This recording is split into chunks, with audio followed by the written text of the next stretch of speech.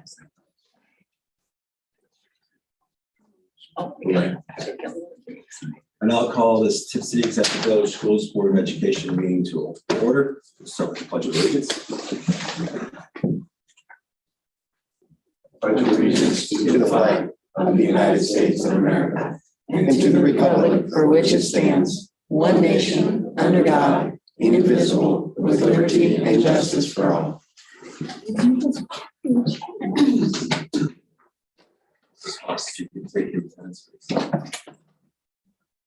Amber Drum, Here. Teresa Dunaway is absent this evening. Rick Maines, Here. Simon Patry, Here. and then Ann Zakor is absent this evening. We do have a quorum and we can begin our meeting.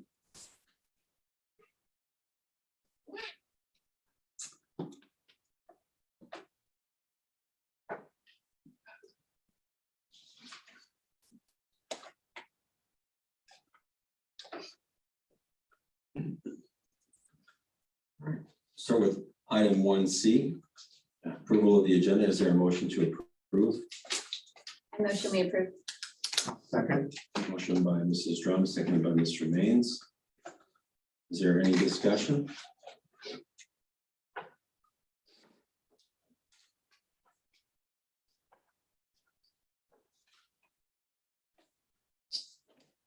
Seeing no discussion, hearing no discussion.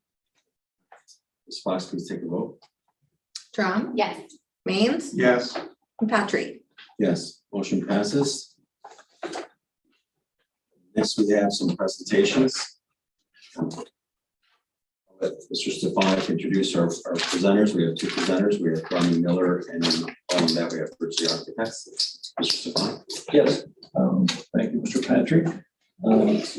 To provide board information as follow-up to RFQs that were presented by two architectural firms. We invited representatives from the two firms to give a short presentation to the board about their firm's qualifications. Following a short presentation, the board can have a little Q&A session if they so choose. First, from Garmin Miller, we have Eric Baltzell and Wayne Coleman. And gentlemen, the floor is yours. All right, thank you.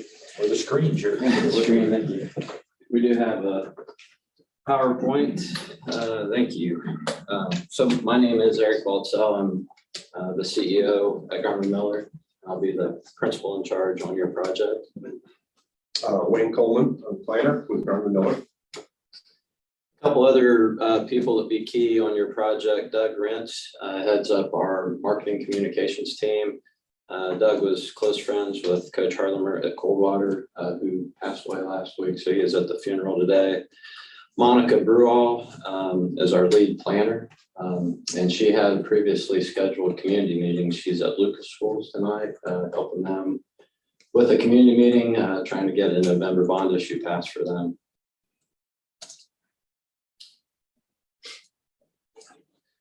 So some of the key takeaways we hope you get from this presentation, and we've kept this pretty short, leaving the time for questions if you have those, is that we are K-12 design experts. That is our core market that we work in. We've worked with hundreds of schools.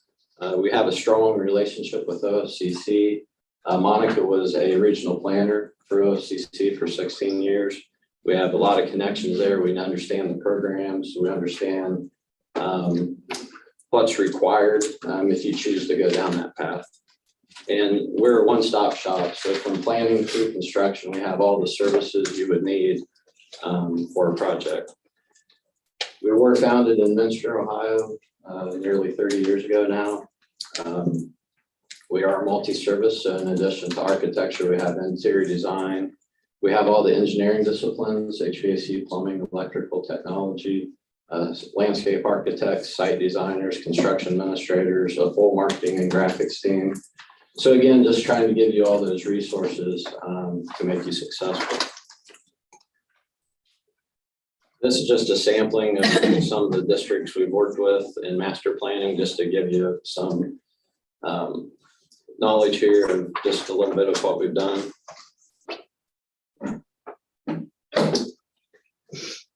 Then diving into your project, we did have a chance to tour the buildings and see a little bit of what you've done in the past. And we know that the focus has been on the elementary buildings and what to do with those.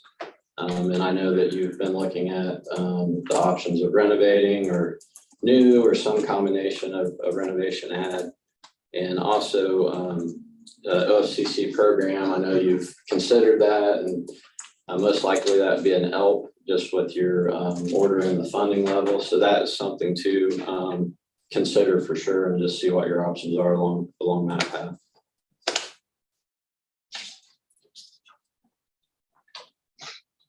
As I said, Wayne Coleman, appointed with Garmin Miller. I also spent 14 years with the Ohio School Facilities Commission as a planning manager. I retired from there and went to work for Garmin Miller, doing the same thing, just on the other side of the fence. Actually, it's worked out very well having that knowledge to work with districts. Just again, a few more samplings here of our experience. And we tried to highlight some schools that were somewhat similar to Tipp City as far as size and student population. New Bremen, about 2/3 way down, is very similar in that they had, the beloved historic building that was kind of falling apart, and they ended up having to go through quite a period of time trying to decide how to pass that money, and we helped them, and it was successful, and they loved their new building. Bethel is our most recent. We are designing and actually have designed and now in construction on the elementary school at Bethel. Similar, every district is kind of tough to talk to and have everybody understand.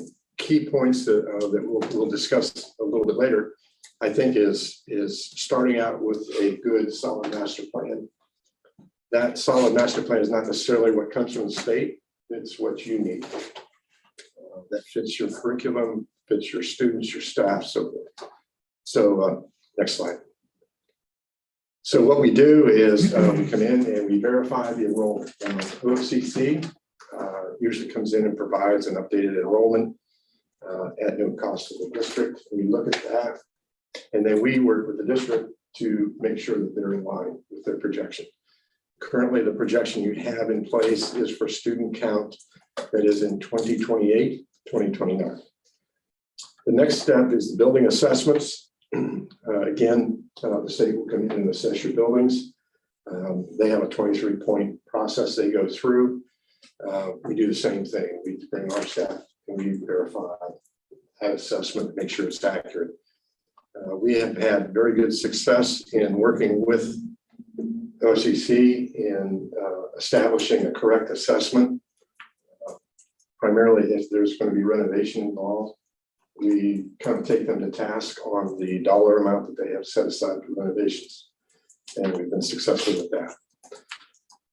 Finally, we now start working with the school district specifically on a master plan, what fits your district, what wishes you have as a plan to go into the future. And then we make sure that we can kind of work your plan to coincide with the state plan so that we can increase, or hopefully increase, your credit that you would get if you went into an expedited program.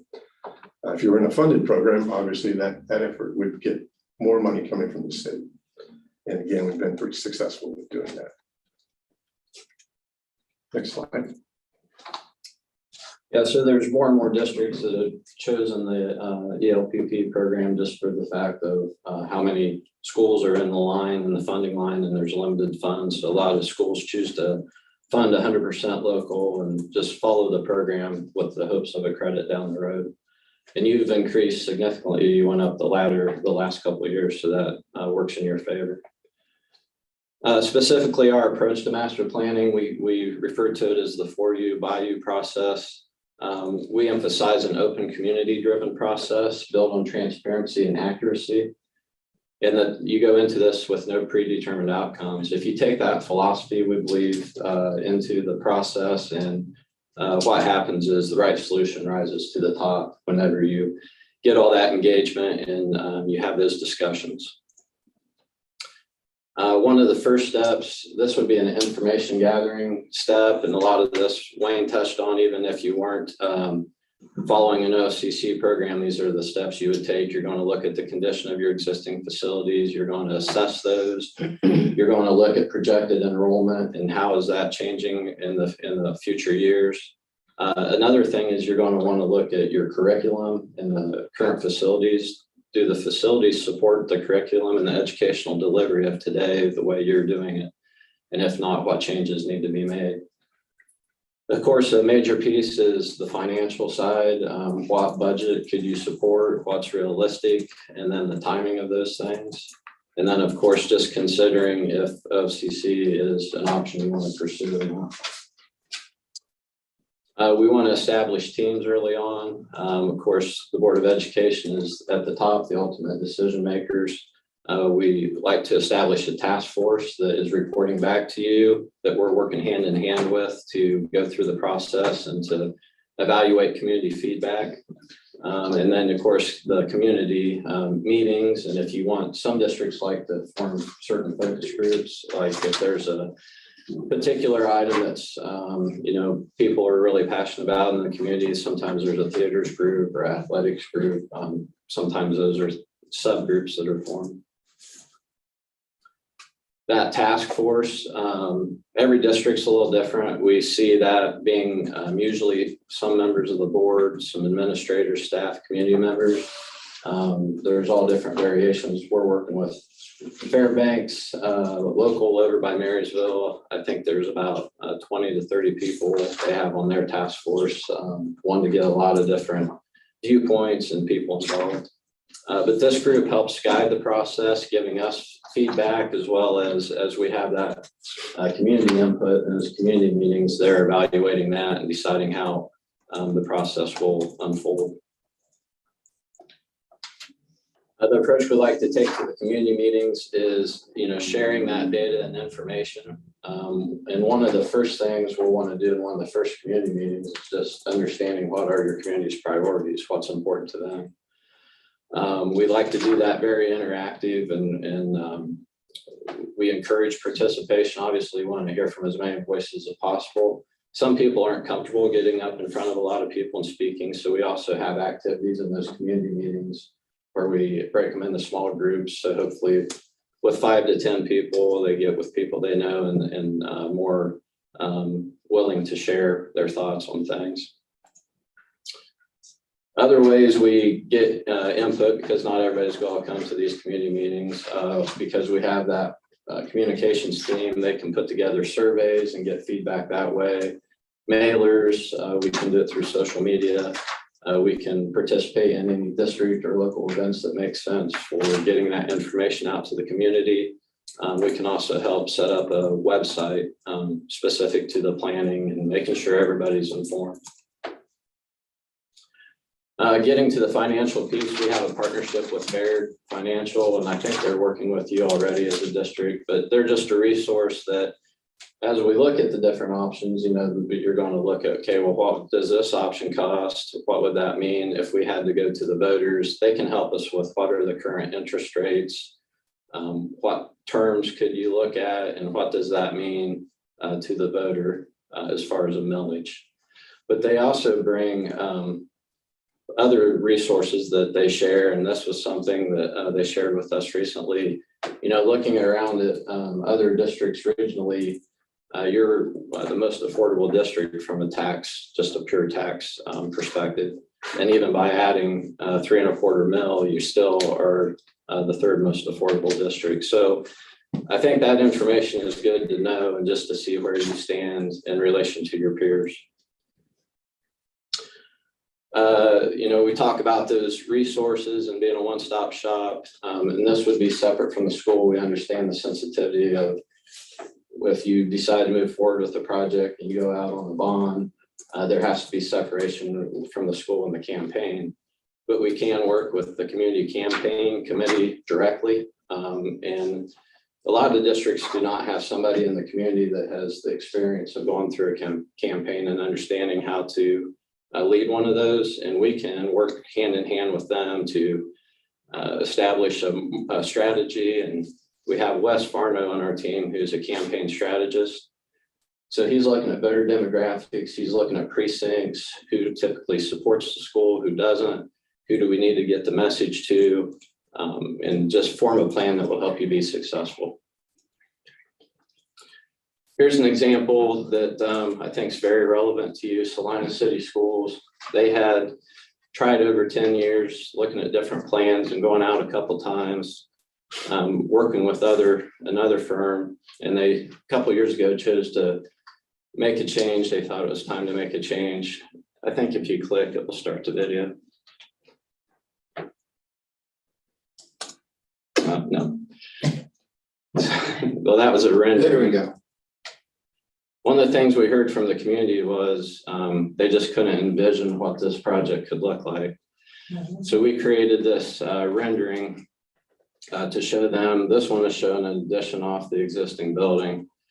And the weekend that we worked with the campaign committee and they released this on social media, it had over 4,000 views that weekend. So it was very well received. That's okay. If you go to the next slide, thank you. And our team developed these other graphics as part of the campaign. And we went around and helped them hang door hangers and just became a part of the group. And in the end, they were successful. And we're now designing their facilities. Another one we're really proud of is Miami Valley Career Center. We worked with Dr. Weldy and Dr. Lacey on the planning of that and helped them get that passed. And that's now under construction. The largest OFCC project in the state. Finally, I think it's important to understand our culture that we emphasize to our team to really strive to excel at.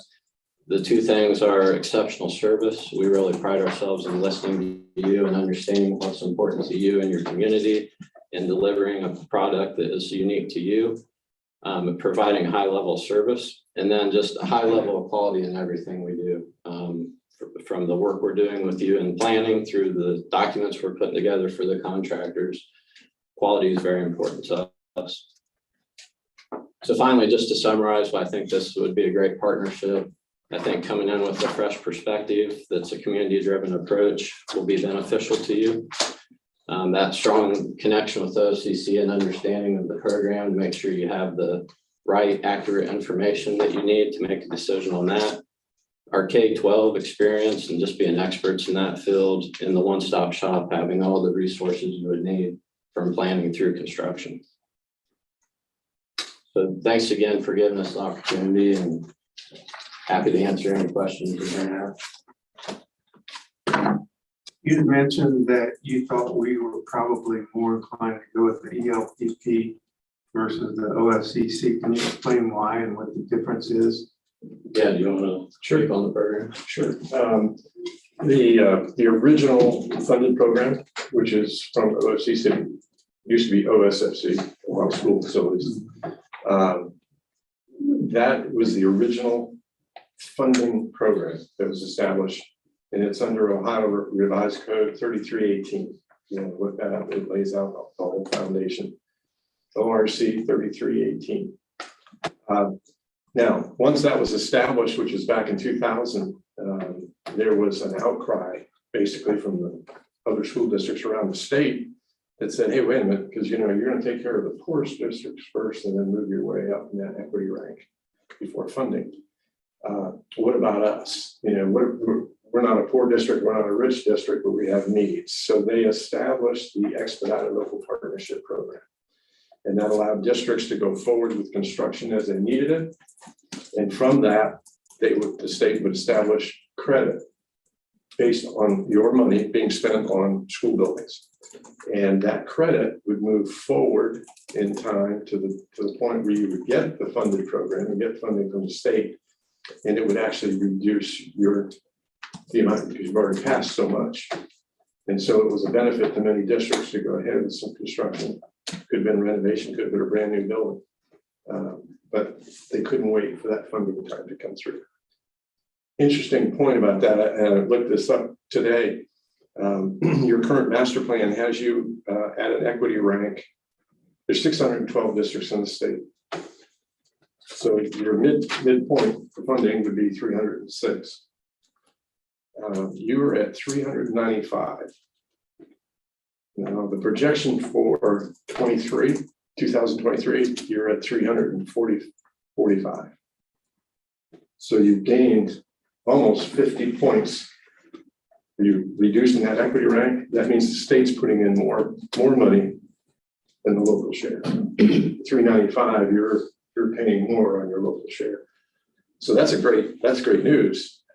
Now, that equity rank is established on an annual basis and it floats up and down. So it sounds like you might be in a good position coming up here in 2023, just from an equity rank standpoint. That's it. Rick, I want to make of your question if I misunderstood. ELP is still a part of OFCC. Yes. It's offered by OFCC, so it's just one of the other programs. So it's all through OFCC. Yeah, I apologize for that. That's Yeah. I thought And that's also under that 3318, 17 under it. Okay. Thank you.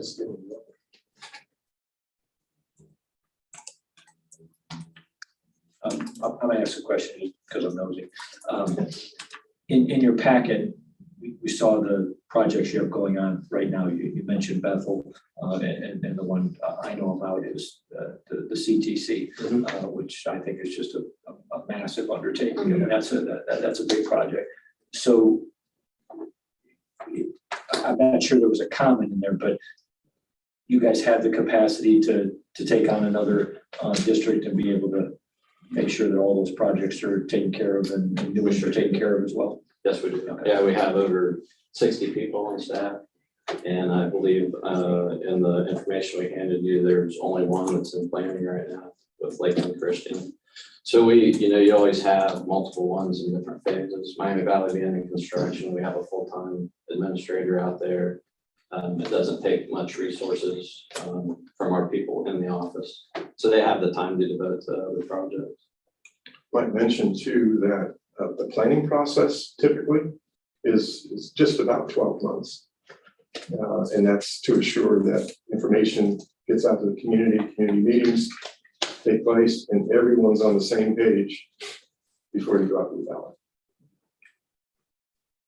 Now that's average. If we went through the process and, you looked at the timing and what the community was telling you and you wanted to be November next year, you have the time to make that happen.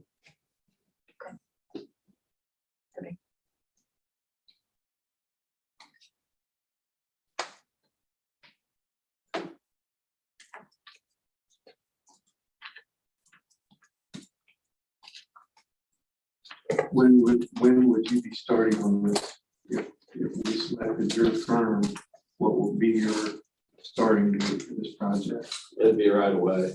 Yeah, it'd be right away. I mean, we'd want to meet and have a kickoff and then start doing that information gathering. Start deciding who would be on the task force. Want to have a meeting with the task force committee before the end of the year to set the stage for them. Probably don't want to do anything with community engagement until after the beginning of the year, because once you hit mid-November with the holidays, it's just so tough that you want to pick a time. January, February is great times. There's fewer things going on that to get the community involved. So yeah, right away, doing some of that preliminary stuff and then hitting the community right after beginning of the year. And maybe just to add, if you decide to participate in the expedited program, align with the state, obviously they have their certain dates of acceptance. It has to go through the commission for approval. It has to go through it actually controlling board. If it's an expedited program, you're paying for everything 100% in establishing credit. So controlling board is not actually issuing any money at that time, but they still approve. And so you have to hit their time marks. So we try to align with that. And I noticed that just a little bit of information gathering, there was a discrepancy. I don't know if it was a discrepancy, but I think your master plan called for PK6. Well, there was a document that said PK6, and another document that said PK5. Yeah. So one of the first steps, not only to get into the district and we build our relationship with you all and understand the other part of that, if you are going to be involved with the state, that I would probably try to align with the state, kind of be a liaison between you, the district, and the state, because I still have good people, good friends still over in the commission, and we left on good terms. There was no problem there. So they're used to me coming over there and saying, "Hey, what about this? How'd you do this?" Just make sure it's aligning properly. So again, that we're all on the same page. It comes down to that. Cool. All right. Anyone else? Thank you guys so much. Appreciate it. Thank Thank you you. for coming in. Thank you for reminding us. Thank you. Thank you. Thank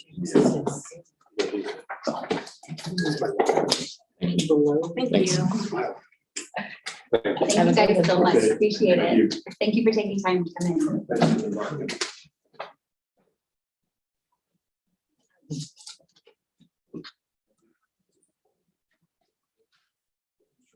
Actually got through the initial housekeeping type items pretty quickly.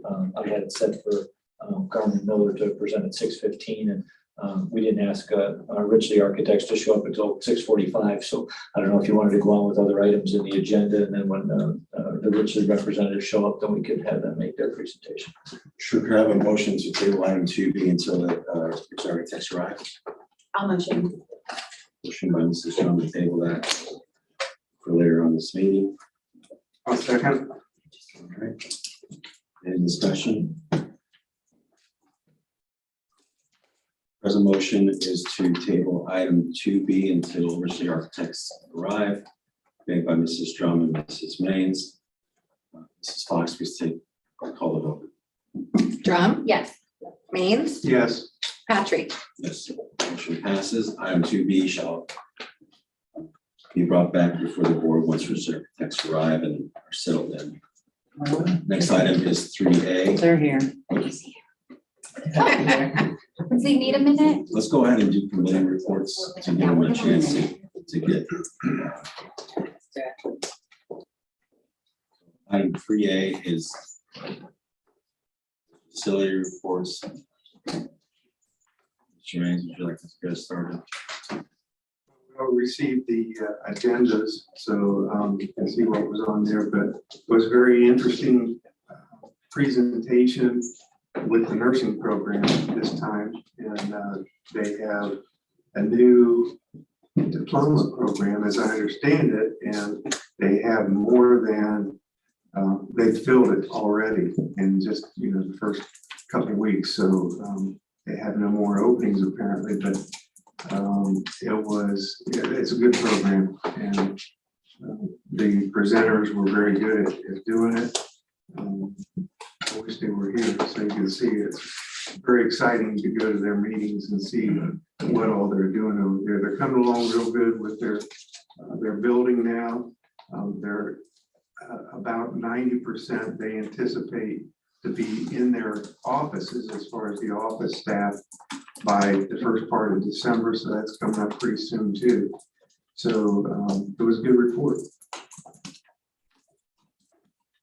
Questions for Mr. Raines on Miami Valley Career Technology Educational District? Sure, that's just fun. Just want to connect the architecture piece and the planning piece with CTC. My understanding is that as they get different parts of the project completed, they're going to be rotating programs and or classes, and then they build another piece, and then those folks can take over their new classrooms, and so they're like a constant state of motion over the last 2 years to make sure that their programs are maintained while the construction process is going on. So it might be a good group to pick their brains if we have a multi-phase project ourselves that we decide on how to rotate programs and classes so they can keep functioning while the construction goes on. Anyone else have any committee reports? And if first the architects are ready, I guess we could get them in here, or we could go to 4A if you like. They're setting up. Your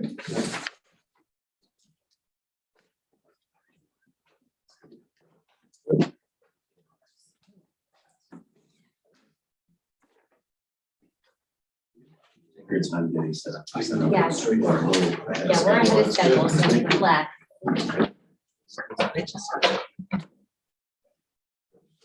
For guys being flexible, we Oh, appreciate no it. problem. Thank you. Rich. Thank you.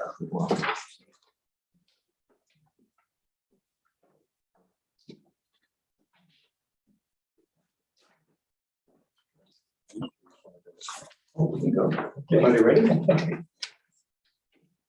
Great. Well, thank you very much. My name is Mike Richley with Richley Architects. It's nice to see you again. On behalf of Mark and I just want to say that we greatly appreciate the opportunity to come here in person and express our interest in continuing to serve Tipp City moving forward. So thank you. We are an architecture, planning, and interior design firm. Our office is in Dayton, just on the north side of Dayton, so we're 15 minutes down the road. Our history goes back to the 1940s, but in the 60s, Mark and I's father, John Richley, started leading the firm and did so for 40 years until 2000. And Mark and I have been running the firm for the last 22 years. So it's a little bit about us. We specialize in K-12, and behind us, there's a very experienced team. All these resumes are in your packet, but my role is your primary point of contact, leading the communications, community engagement, also the lead designer for the project. I have 30 years of experience in 23 with my firm. My brother and boss here, Mark Richley, is the principal in charge, senior management lead. He would be involved in contracts, invoices, consulting contracts, arrangements. He's got 34 years with the firm. Two project architects on the bottom left are very experienced, one with 35 years of experience and one with 39. We're proposing two teams because we're envisioning very likely this will be a two building solution, two campus solutions. So we have simultaneous teams working together. Supporting us will be Danette, 20 years with us, job captain, building information modeler. And we have a super talented interior designer named Hannah Dickey, who's been with us for 15 years. So this is the team we're proposing. Our work is what's in this proposal and the projects you're going to see tonight. Together, we've done about $1 billion in K-12 work, over 5 million square feet of every imaginable new building configuration. We've done additions and we've done renovations. We've really done and covered all those gamuts. But what drives us and gets us to work every day is we've impacted 34,000 students in Southwest Ohio. And you think about the Broadway student on the second floor of the south-facing windows, whose classroom is literally 90 degrees in early September, and the ability to transform their experience going to school every day and the teachers to be in new facilities. It's really exciting. Just some projects we've been involved with. Just a bit to the west of us, we did Milton Union's new pre-K-12 building. Just a little bit southwest of us, we did Northmont High School, the new 912. We also led the planning for the pre-K-1, their early childhood center. Down south in Kettering, we've served for 60 years. For the Kettering City Schools, we've done about $50 million to the high school, including most recently a Career Tech Edition, 900-seat auditorium in Trent Arena. Oakwood, where I live and send my kids to school, we've spent about 20 years with them. We've done a tremendous amount of renovations and additions, respecting the quality and the craft of their original buildings. Has been fun. Bottom right, we did do Bethel's new 912 addition to their campus. And then bottom left, Northeastern, this is actually John Cronauer's district. The same team is finishing two large pre-K-12s for Northeastern. It's a $120 million OSFC project, and your timing couldn't be any better because one building just opened and the other opens next summer. So literally our team is transitioning from that and looking for another opportunity. Super proud of that project. It was designed during COVID, bid during COVID, and constructed during COVID, and all that came with it, supply chain issues. We've opened on time, and we're proud to say that Northeastern, at the end of the day, will have $5 million under budget situation after we got stainless steel metal roofs, brick and limestone fenestrations and terrazzo flooring. So we're really excited about that. A little bit about our history. 2011, we went through an RFQ and an interview process and were selected. Things looked a little bit different around here in terms of the faces on the screen then. That was John Cronauer's administration. We worked in those early years, putting a facility planning team together, exploring options like pre-K to 5s and pre-K to 8s. That eventually led to an OSFC situation where we were too close to CFAP to go ELP. So we were in kind of a holding pattern in 2013. And I think that's also when Liz came on board around 2013. Things transitioned. Dr. Greta Kump took over as a district leader, and the renewed planning process focused on a pre-K to 3. We put together an educational planning team, looked at best practices for that early childhood. We took tours. We looked at some of our projects. This is Milton. Tours, crawled around the new classrooms, kind of envisioned what things could be like for their students. They liked the drinking fountains or the hand washing sinks on the outside of those early childhood restrooms and some of those details. We showed them early extended learning areas as well as a media center. This is Northmont's pre-K to 1. And I would say this is the regional leading early childhood center anywhere. And so we were happy to be involved in planning in this. And I would definitely recommend a new tour with your group because it's been 7 years and some of the faces have changed. That plan led to a new Broadway project. We did a planning diagram that showed the size of the building, where it was going to be, how we were going to handle staff parking, bus loading and unloading, parent drop off, pickup, et cetera. It's important to be able to answer these questions as the community sometimes has a hard time kind of envisioning what a new building could look like. This was a swing space plan with putting 2 and 3 to LT ball during the construction of the new building. History is incredibly important to Tipp. So we went to the Historical Society, we dug in deep, and we respected the castle and the history that came before on the site. So the new elevation, our proposal for the pre-K to 3 really paid homage to that. And it was a beautiful, beautiful school. We've additionally done some planning work. We did a planning work for stadium study at the high school and a detailed assessment study of the stadium at City Park. Things transitioned again, and we looked at a pre-K to 5 addition to LT Ball, which you're all familiar with. This went before voters in 2019, and it was close. If we could swing 100 voters of the 3,000 from the no column to the yes column, this would have passed. And we believe that we can and will pass, and we're excited to kind of talk about that. We have worked with the facilities committee last spring, kind of putting our arms around some of the options, some of the go forward options. And these were the 4 that we left off with the committee at that time. Option A is a 5 building solution, renovating all the existing buildings as they are today. Option C is essentially the 2019 plan with the pre-K to 5 addition to LT Ball. And then the new ones, the B1 and B2, are actually similar to the first round, except we're doing a pre-K to 2 at the Broadway site, and LT would be a 3-5. And we get that 3-5 by adding an addition onto LT Ball, fixing the classrooms that don't have windows and providing access to them. The variations between B1 and B2 or B1 would be renovating the existing school, and B2 would be constructing a new one. We are not biased towards plans, but we're here to provide information, pros and cons and options.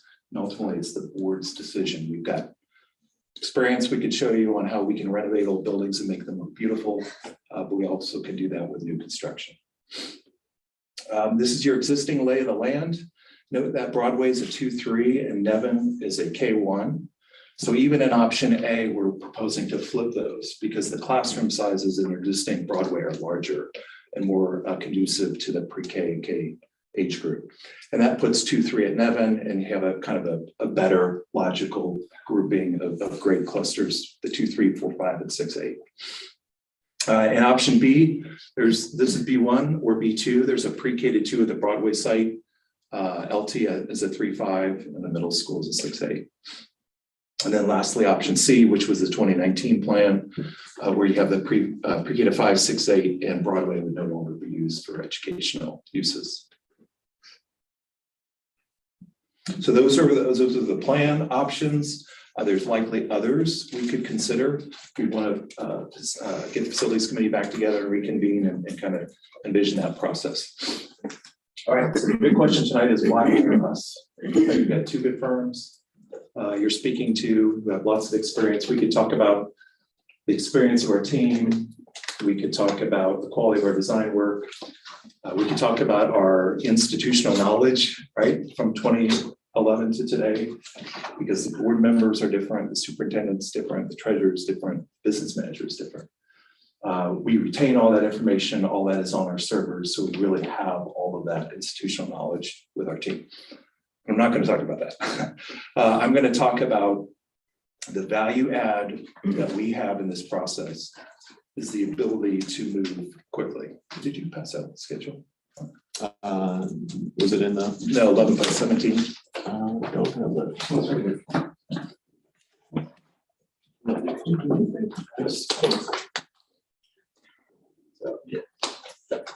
While Brother Mark is passing that around, I'm going to talk a little about, because we're pre-positioned, we can move quickly, and why is it important to move quickly? So if you take a theoretical $50 million project, last year escalation was somewhere between 20 and 30%. Say conservatively moving forward, a $50 million project is going to escalate 6% conservatively. So every year you don't move, it's 3 million, and every month you don't move, it's $250,000. And so we understand how important finances are to this community. It's been an issue in all the campaigns. So being able to move quickly is in your advantage because construction will not be getting cheaper. We developed a detailed work plan to show you how we're going to do that. And that is what Mark just passed around. So in this schedule, and we don't really have time to go line by line, but I'll kind of give you the overview. Our proposal is to go before voters in May of 23. If we can go before voters in May of 23, the project can be complete by June of 26. So there's approximately about a 40-month block of time it takes between when you pass a bond issue and you move in. If you don't go in May and go in November, again, this is the board's decision, you're looking at a full another year. So you're talking about instead of moving in 26, you're moving in 27. So that is a real advantage of moving quickly. The other thing is you do want a summer move. You're talking about major facilities, and moving over like a spring break or something like that really isn't helpful to your staff. So we built out a work plan that starts today and has students in the building as quickly as possible in summer of 26. We built this around the hardest plan, which is B2. B2 is hardest because we have to abate and tear down a building before you build a new one. So this is representative of kind of the most challenging scenario that we could pull off for you by summer of 26. To do that, and I'll just hit a couple of the highlights. We need to start construction summer of 24. We need to abate and demolish that school building at the beginning of that summer. And then we work through the typical design cycles, which are about a year. At the end of which every design cycle, there's an estimate where we reconcile the budget and get board approval to move forward. So how do we get between today and May, right? If that feels a little aggressive. First of all, it helps that we are hitting the ground sprinting and not running based on our knowledge and experience of your buildings. So we're able to move quickly. If the board could approve this tonight, we would recommend first community forum being in October, presenting the 4 options before you, or if we want to add a couple options, we could. We've got strategies to solicit feedback from that meeting. We would follow up with another community forum in November, sharing with the community what we heard, how we responded, hopefully narrowing these options maybe down to 2. to put the board in a position in December of this year to be able to make a decision ultimately, say, between those two options, which one would you like to pursue? In January, the board would need to start doing the readings to get this on the ballot, and the campaign would start in earnest between January and end of April to put you on the ballot in May. Some other good things about going in May is you do have renewals coming up. And this gives you a little bit more cushion on your renewals. And our primary selling point in this is tied to a financing strategy, which you've probably heard about, is the wrap bond strategy. The high school is coming off the tax rolls in '24, and we wrap this bond issue around the fact that the high school is coming off. And we create a situation where the cost to taxpayers for this new bond issue will be half of the 2019 plan. And that is a compelling case statement. So combined with the fact that I think the community is very aware that your facilities have needs, the needs are real and felt, coupled with the fact that this plan will cost on a millage basis approximately half of what the last one did. That's how we're going to take those 100 voters, hopefully more, and move them from the no column to the yes column, and that's how we're going to pass the bond issue. So that's my 15 minutes, and we are happy to take your questions.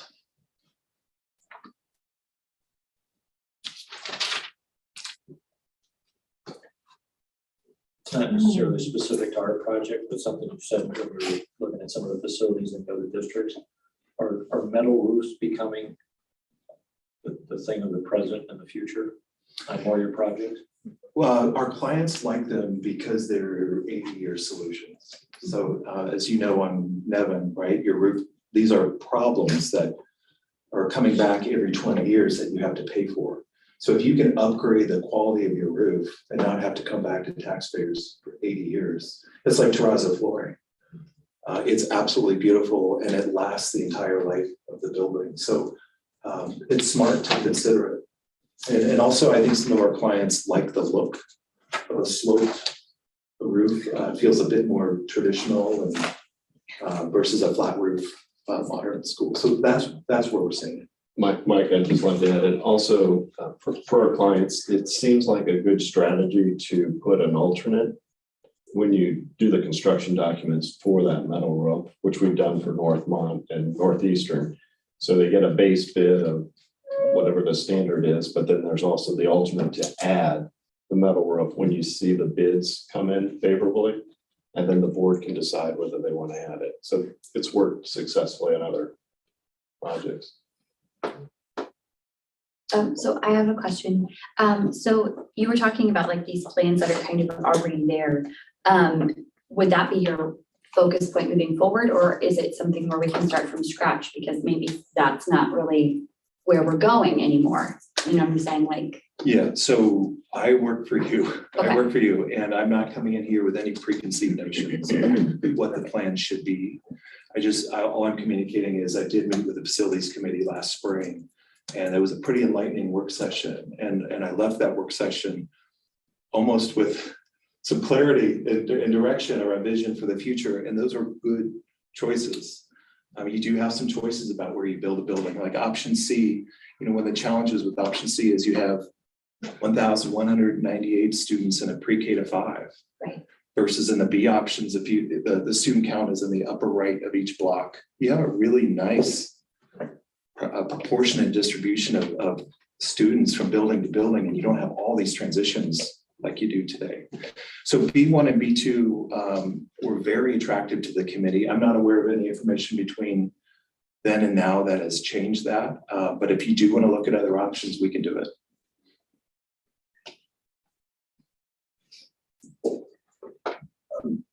The community forum, what does that entail? And does it provide the community the ability to help shape or re-envision what we presently understand, kind of like potential options? So I'll talk a bit about community engagement that really needs to happen throughout the entire life of the project. its flavor changes depending on where we are. So for October, this is what I'm envisioning, something like this. Large group presentation where we present, say, the 4 or 5 or how many options there are. I would present the options, go through A, B, C, D, maybe have some high level pros and cons of each. And then we would break up into small groups. We would train in the small group facilitators. And the point of the small group meeting is to allow individuals the ability to advocate for their. So oftentimes when you're in a small group setting and folks can share what they think about B2 or C, can change the minds or influence the thinking of others. So small group breakout, we'll assign a person in that small group to report out to the larger group about what they heard.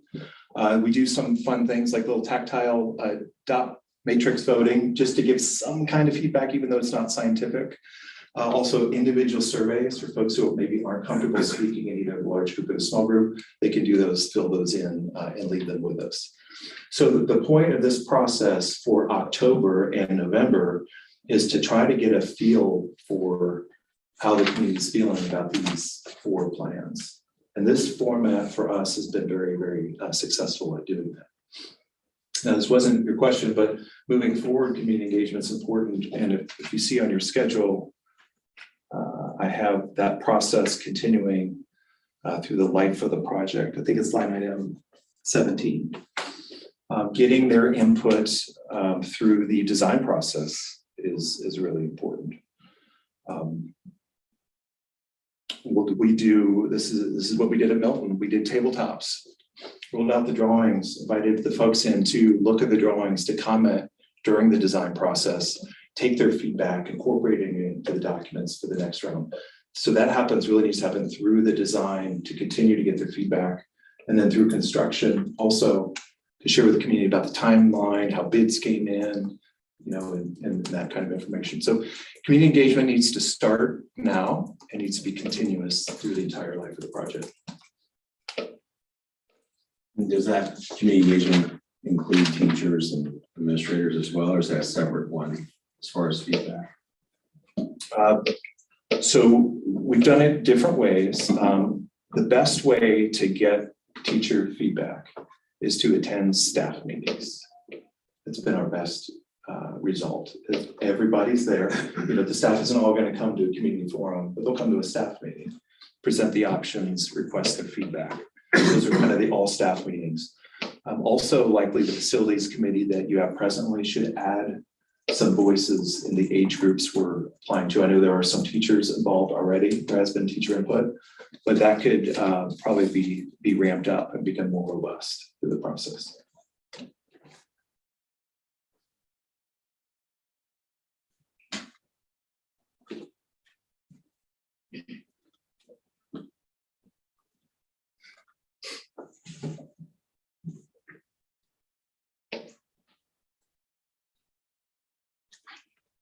Okay.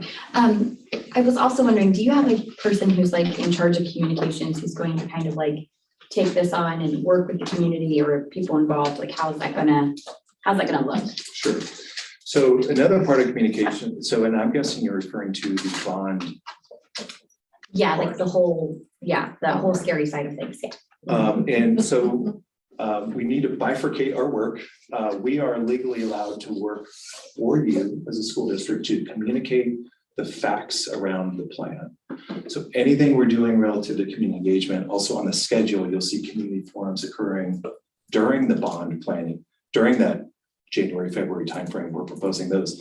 Those are completely valid because we're not advocating. We're standing up to the community and we're sharing, here's the plan, here's how much it's going to cost, here's the timing. Now, separate to that is the campaign committee. You cannot hire us to do that legally, right? Because that's advocacy. Oftentimes, it's a little bit of a gray area when the campaign hires an architect to do it because of perceived political conflict of interest. I do it as a volunteer. And I have worked with your team here over the last few ones, and I sit on the campaign committee as a volunteer. I offer my experience in the last 20 years of doing this. These are kind of the three buckets of areas that I can help strategize and provide context and leadership in. It's got to start with fundraising. Like you spent $60,000 on your last campaign. It takes a tremendous amount of hitting your vendors for donations, internal fundraising, hitting your affinity groups, your teams, your boosters, and then following up with thank yous. The middle, the heart, grassroots, and field ops. The get out the vote in the world of early voting has completely changed. So we've got early voting happening, so we need to make sure information is out prior to that occurring. There's all kinds of tasks around that, like phone bakes, canvassing, election day, get out the vote. And then there's the communication side. This is the advocacy side. So the messaging, the mailers, the print materials, social media, web, endorsements, letters to the editor or media, all that stuff that happens in the communication side. So I will volunteer on the campaign committee. I will offer my guidance, suggestions, a ton of examples. We will volunteer. We've gone door to door in this community in the past and hung up advocacy pieces, but just on the strictly volunteer pieces. So signs, large signs, small signs. We've seen bonfires, fun, honk-ins to create energy around getting folks to vote yes, and just having fun with it. So we are involved, and I am involved, working closely with your team on putting that together. I will say the last 2 times your district has hired Burgess and Burgess, at least the last time, maybe the last 2. So there, sometimes in the past, there have been some professional strategists involved on the campaign side.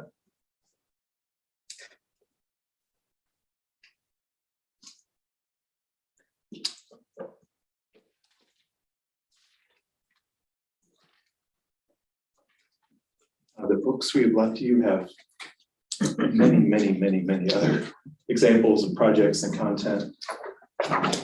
We printed those for you because it's just nice to have them in your hands so you can see the work.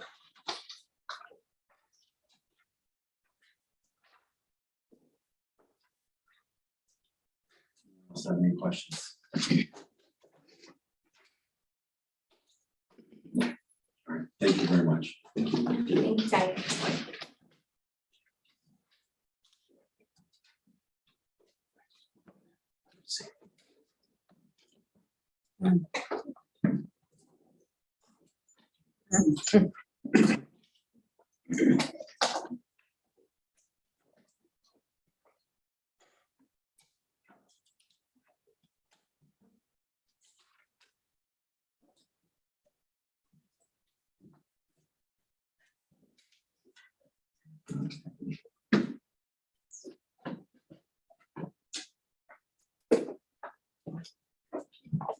Any other discussion with the presentations?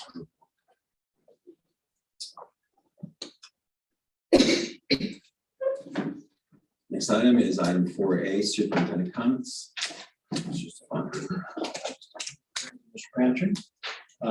Just want to highlight one area today. About 10 days ago, the state released the 2022 state report card. Just as an informational note, the state report card had an overhaul. In the past, they used to create letter grades for different components of the report card, and then they gave a final district grade after they merged all the data together and did their calculations. They've transitioned now to a star rating system, and those of you that followed other areas of education, you know that the preschools went to a star system. This is similar to that. So in every component, you can get 1 star up to 5 stars. 1 star, you need a little bit of assistance to meet the state standards. 3 stars is considered to be meeting the state standards, and 4 and 5 stars are considered to be exceeding the state standards or the state expectations.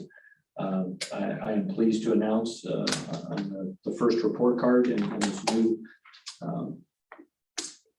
format.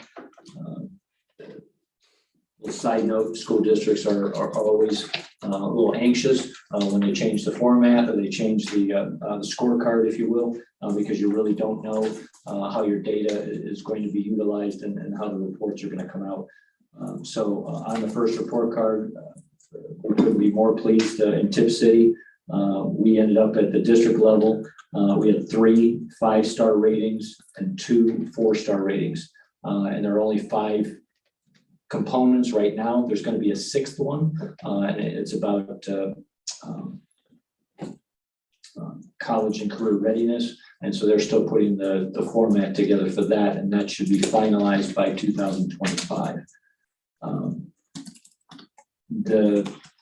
In the ratings, some of the ones that we received high ratings in, quite a few schools received high ratings in those areas, but in the area of achievement, statewide, only 92 of 607 school districts achieved the highest rating of 5 stars. And we were one of those 92 districts that received the 5-star rating. Also in the area of early literacy, although that was one of our 4-star rating areas, less than 25% of the 607 school districts received either a 5-star or a 4-star. So we're in that less than 25% high achieving group. At the building levels, from grades 3 and up, there were a total of 13 ratings. Of course, different buildings have different components they get rated on. For example, Broadway would not get a graduation rate because they're a few years away from graduation. At the same time, the high school would not get an early literacy score because they're a little bit far away from early literacy and early reading skills. But there are 13 ratings that the schools received.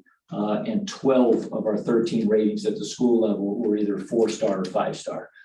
So those are all above the expectation at the state level. And again, the other rating was a 3. And just so folks know, they're going like, oh, that's a C. But not necessarily. It says that 3 stars, you met the expectations or you met the state standards, in that component area.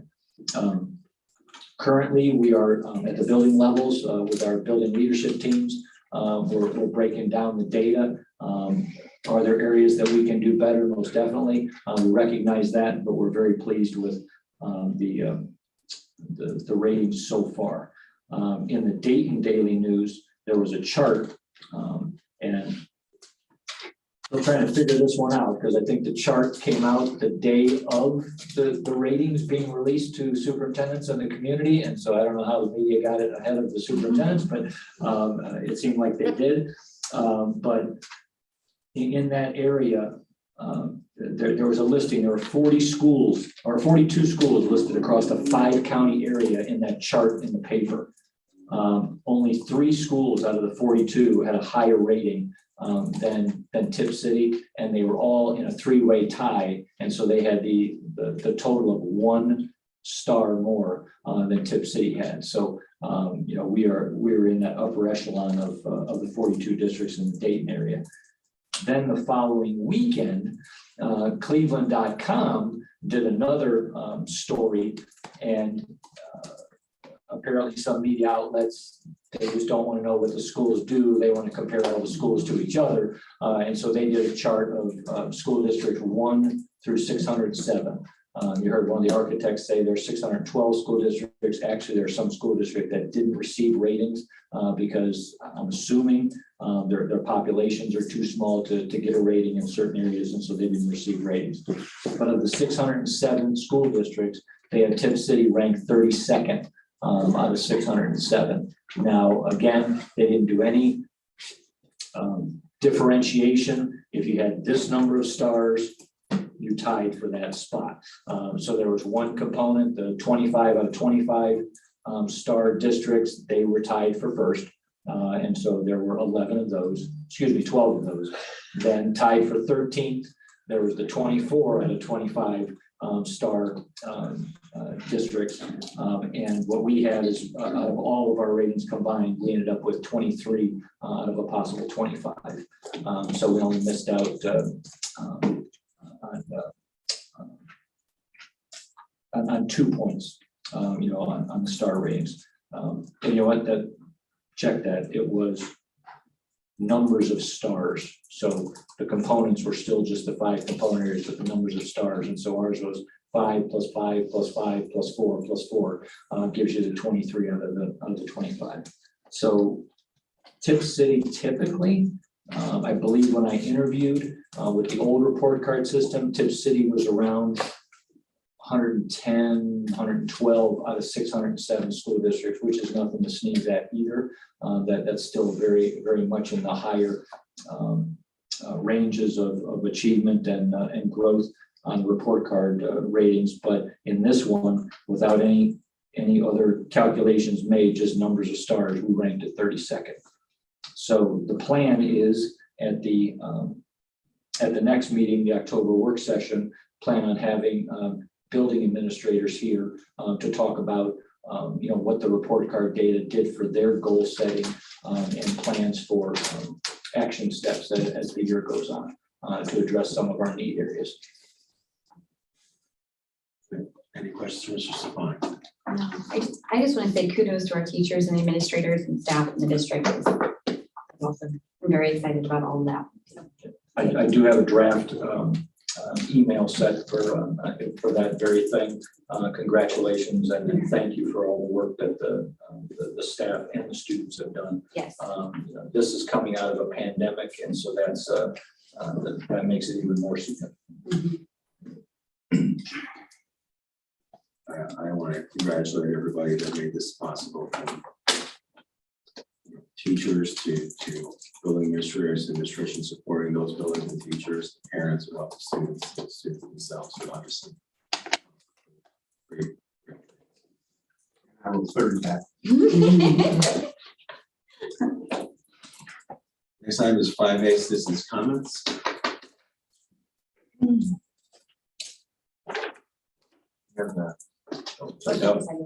Bring it in.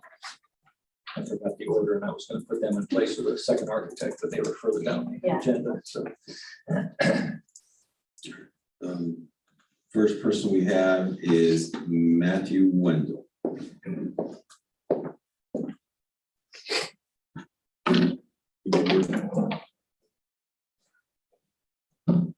Matthew Wendell, I come to you today as a parent of 3 young children in the district. I've served on the superintendent's parental advisory committee. I volunteered on the emergency campaign for the renewal back in 2019. I volunteered then. I wrote a letter to the editor. Full disclosure, I work for a construction manager. But tonight I'm speaking to you as a parent, a volunteer, somebody who desperately wants to see construction progress here in the district. A couple of quick points I want to just share with you. Richly kind of stole my thunder with respect to speed and material escalation that we see in the marketplace. I think 4% is kind of the very conservative. During regular times, up to 7 is a little bit more. The Richley brothers shared with you math, but it's real money. And so I asked 90 days ago when I sent all of you an email on the face behind that email, asking you to treat this matter with a sense of urgency. So I come before you today to reiterate what I sent in that message. I think there were 3.5 questions that I think are critical for this community to have answers for. And I don't know if you will answer them tonight, but I think that they will definitely be answered through the actions of the board and the district. The first question is, with the OFCC money and all the different plans, do we know what the ramifications are of taking that money and how that affects the building plan? I know there was a lot of confusion right before we voted last go around. So to make sure that that our understanding of that as a district is just rock solid. Along those same lines, being able to answer the question, what will happen at the Broadway site? Because while I've only been in this district for a little over 4 years, I've come to understand that community is so tight-knit and they have very strong connected leadership and local leadership that can swing the election. My experience in construction, both in schools and in healthcare, I've seen votes and I always understood it. Just Matt, don't try to convince people who are in the no campaign to move to the yes campaign, just maximize the yes vote. And that is so critical. Don't spend time trying to win hearts and minds of people who are already in that camp. So that is just a lesson I've learned over my years of construction. Lastly, and this is one that I think is very critical for our community, is can this board and the leadership team overcome the recall of two of its own board members? Because I feel like that is the essence of what some of the no votes have been in the past, have been more of an indictment on the leadership and the tone and the tenor of what we see coming out in the newspaper. So those are the 3.5 questions. With my remaining time, I do not watch these videos. I watched a very short amount of time. They got me very interested. Somebody whispered and said, hey, they're starting to talk about construction. I did not like or subscribe, but I will say, just based on seeing about 30 minutes, if I was in a position of leadership here and I could delegate responsibility on this team, I would have board member Dunaway in charge of fundraising and volunteers. And whether or not you're able to do that as board members, that's probably a whole nother sticky issue. I would have board members in core be a liaison with the OFCC with the level of detail that she goes into investigating that. Board member Maines, I'd have you working on the 51 and up, get out the vote. And board member Drum, the 50 and lower to talk to family members. And then board president Patrick, I'd have you in charge of communications. Just to split that, because it is not a one-person job, and I think it's unfair to say that that campaign has to be led by this community and this leadership team. With my remaining 20 seconds, 3 very quick asks. I asked, just like I did in the email, before the RP process, I asked that you stay with the team that is entrenched in this community. I think they have they have the knowledge, and the speed is so critical to be able to potentially to vote on this in May. My second ask is don't wait, because that's a mantra in construction. Don't wait. And last, build new. I know how much pride communities, I've seen it firsthand, how much pride they have in new facilities. I'd ask not to try to renovate the older facilities. And with that, I wish you a great night. Thank you. Thank you. Thank you very Thank you for much. coming. Thank you very much. Next person is Jean Toth. That would be toast. Thank you. Jean Toth. Dear Tipp City School Board members and everybody in the room. I have been a resident of Monroe Township since 1977. I was also employed by Tipp off and on from 1977 until my retirement on July 2015, and then substitute taught for another 3 years here. I taught in every building in this school system, regular classrooms included. I taught a 6th grade math class, 27 kids crammed into a room in Central. I shoved them in and shoved them out. No room for moving around at all. And I tutored in a roller skate closet at Nevin, and on a stage and a locker room at LT Ball. So yes, I have been in every building in the system repeatedly. You have expressed the desire for opinions on future facilities. Here I am. I wish to address this issue, which should be of utmost importance, because before you start having to spend money on a building you are going to tear down in the near future. Central, tear it down before it falls again. I mean, seriously, it's gone in my opinion. Broadway, I started my teaching career in that building. In 1978, we used to open the windows in the winter because it was so hot in rooms 105 and 107. So the upstairs would have enough heat. I really don't think probably that has changed. You realize that you're air conditioning the computer lab there. Not the kids, you are air conditioning machines. Go figure. A few years ago, I was guest teaching in an upstairs room and the ceiling caught my eye, thinking that they had somehow put a design on the tiles. Another teacher told me, oh no, that they were stained from the roof leaking. One other time, it was so hot upstairs, I had all the fans turned on in the room, but asked another teacher why this huge fan in the hallway was not on. She said that it was so loud that students could not hear above the noise it made, which turned out to be true. It sounded like it was going to take off right down the hallway. It was so loud and huge. All right. Structurally sound, possibly, and who knows why you asked for another structural opinion. In 2019, the Ohio Facilities Construction Commission inspectors gave it a 52%. As a teacher who was required to give grades, that would be an S. It was once thought that Tipp's families wanted a neighborhood school where children can walk to school. This beautiful fall day, I was substituting for the music teacher, and she had crossing guard duties on Hyatt before and after school. I helped exactly one student cross the street to school, and that same student helped him cross the street home. So what does that tell you? People drive their kids to school. Come on, they don't walk to school anymore. Okay, so Nevin, I believe all agree it will be torn down, hopefully before you have to spend a lot of money on it. Middle school, lately, I have not heard anything about it. So because they air conditioned the rest of the building, which by the way, as I've been told, leaks into some of the classrooms. It's good, right? I laughed when it was once suggested to add another grade level to the building. I challenge each and every one of you to be there when the bell rings for class changes.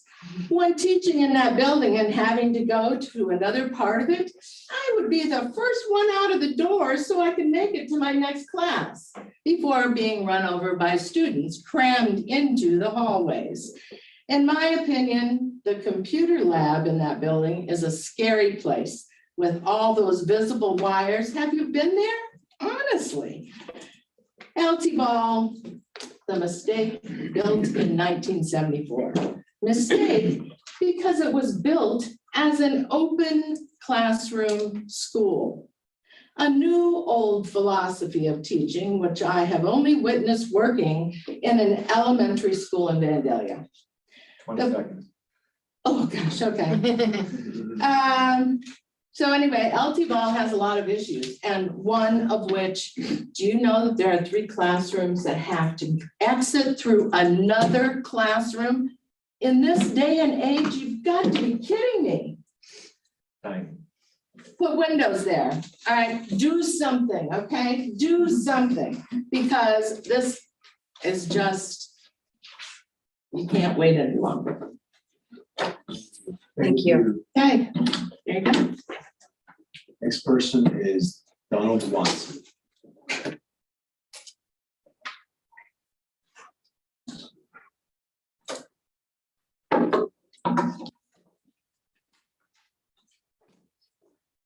To school board, teachers, parents, and students, I will start with what I know.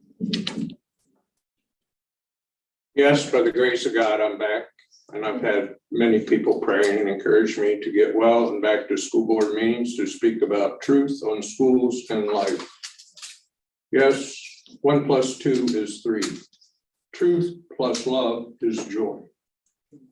2 + 2 = 4. Yes, these 4 main scriptures teach us about the now and what is coming. Beware of the false prophets who come to you in sheep's clothing, but inwardly they are ravens, wolves. Therefore, by their fruits you will know them. Enter by the narrow gate, for wide is the gate and broad is the way that leads to destruction. There are many who go in by it, because narrow is the gate and difficult is the way which leads to life, and there are few who find it. Pursue peace with all men and holiness. Without, no one will see the Lord. Pray without ceasing, and everything give thanks, for this is the will of God in Christ Jesus for you. Your kingdom come, your will be done on earth as in heaven. Yes, you have one before you had two to get three. The churches teach the Trinity, God the Father, Son, and the Holy Spirit. Please start training it to your children. The Bible is the foundation for all life. No, I have not heard the word prayer or God's will in any interviews, board meetings, or discussions. Now the schools want volunteers. I volunteered to Mr. Cronar and Mrs. Comp to bring the stadium up to safety standards and add handicap. Now I think it's about family and friends, whether they want your volunteerism. Yes, I graduated from Hobart Welding School, the best in the country in stick, microwire, and heliarc. Yes, I would have done it free, except the cost of small amount of materials.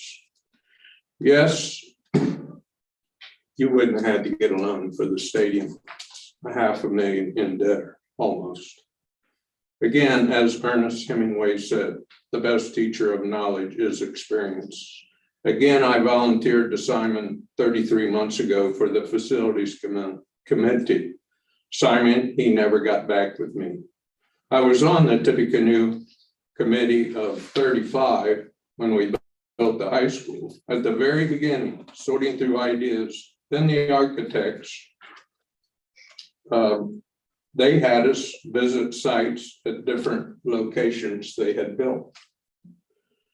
Then we were working with a selected architect, a lady architect till the end. Why people ask, is the high school hallways so big? Because a wing for the 7th and 8th grade is supposed to be added. That's why, as the one lady was talking, at middle school, the halls were so crowded. So it's like an hourglass, and I brought one. We usually have it this way, but look at it this way, slanted a little bit. This is all the parents that she was talking about wanting to take their kids to school. This is the little hole wanting where the school buildings are on Hyatt Street. It's nonsense. People move to Tipp City for the easiness of travel. They didn't move here. We aren't Chicago.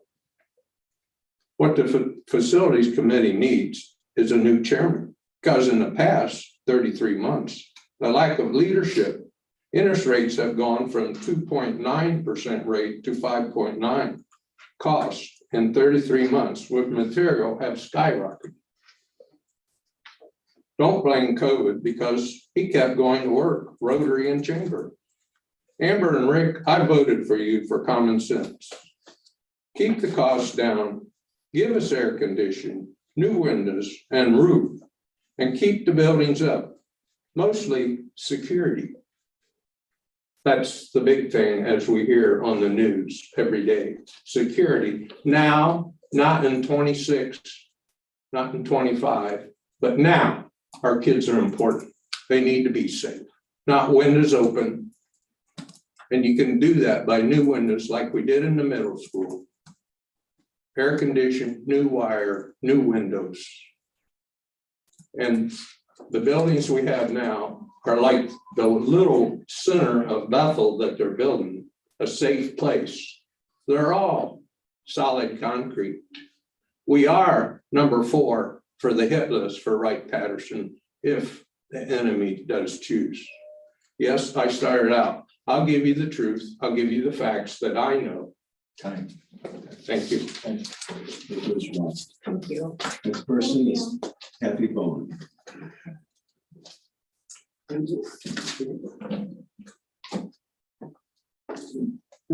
Yeah. Okay. I have to read this off my phone because I forgot to bring it with me. So bear with me here. September 3rd, I sent a letter to the editor to print in the Tipp City Gazette.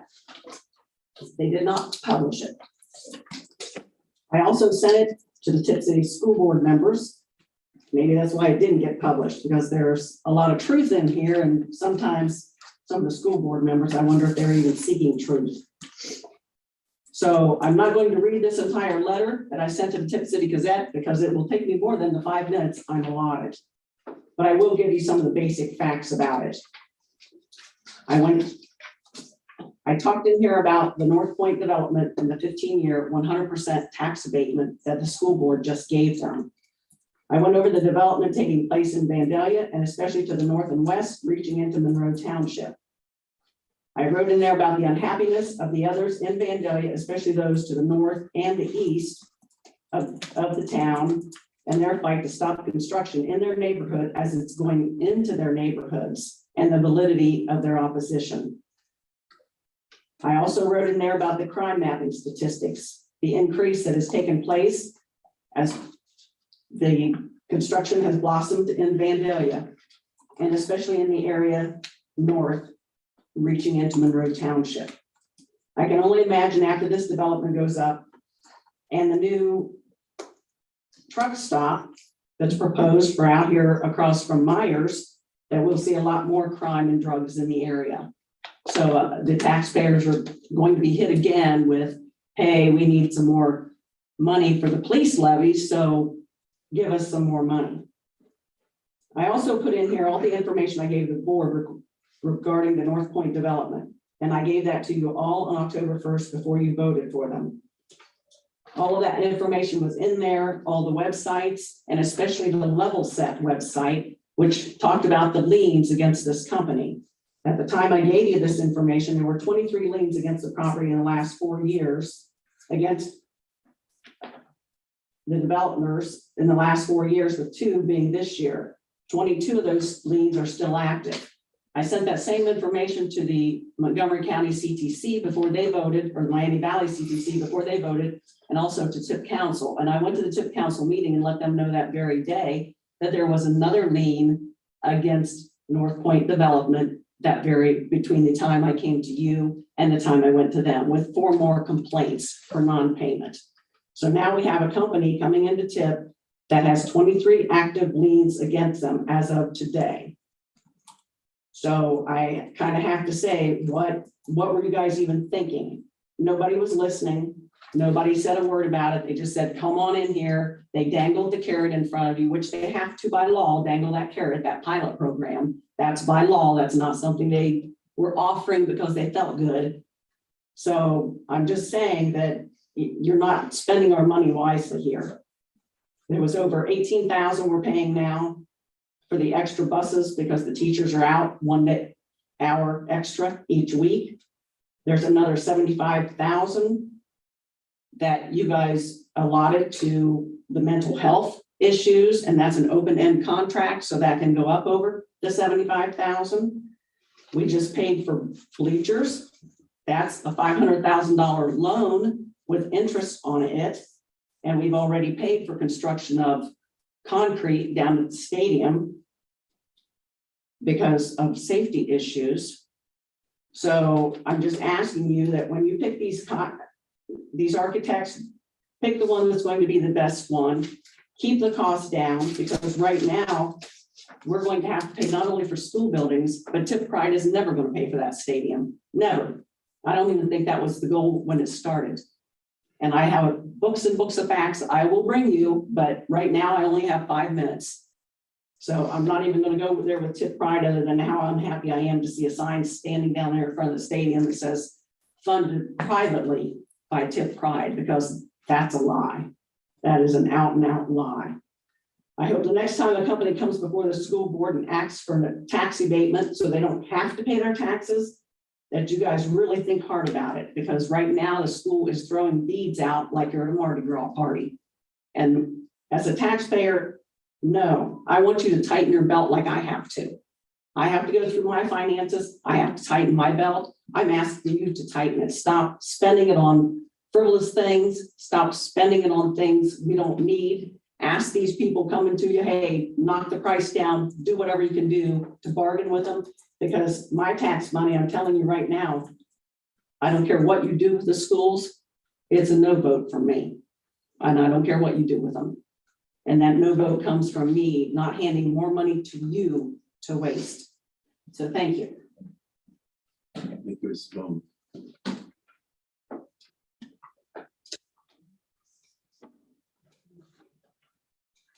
Next item is 6A, Treasurer's Report.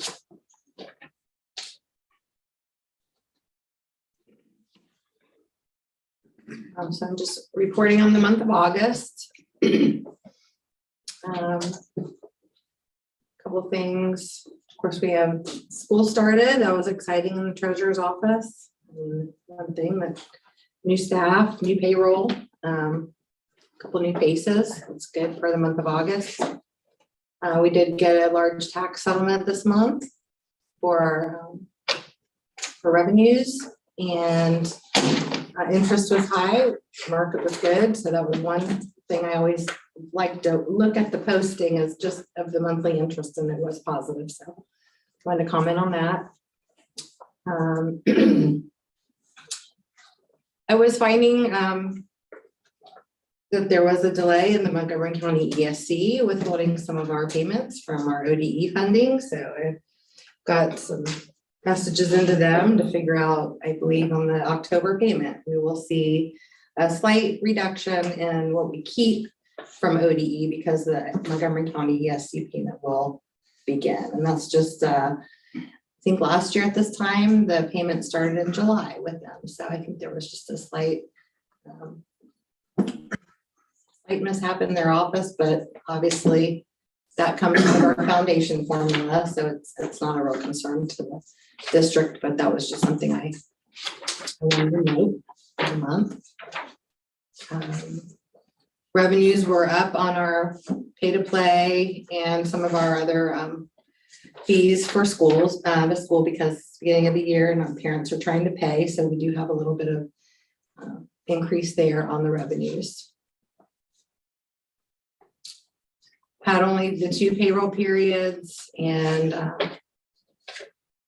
expenses were a little high at the beginning of the school year. We do pick up and pay our contracts, a lot of services and things for the school year. So, but very much in comparison to prior Augusts. The healthcare, still a little uptick in claims, hoping to see that come back down now that we're all in session.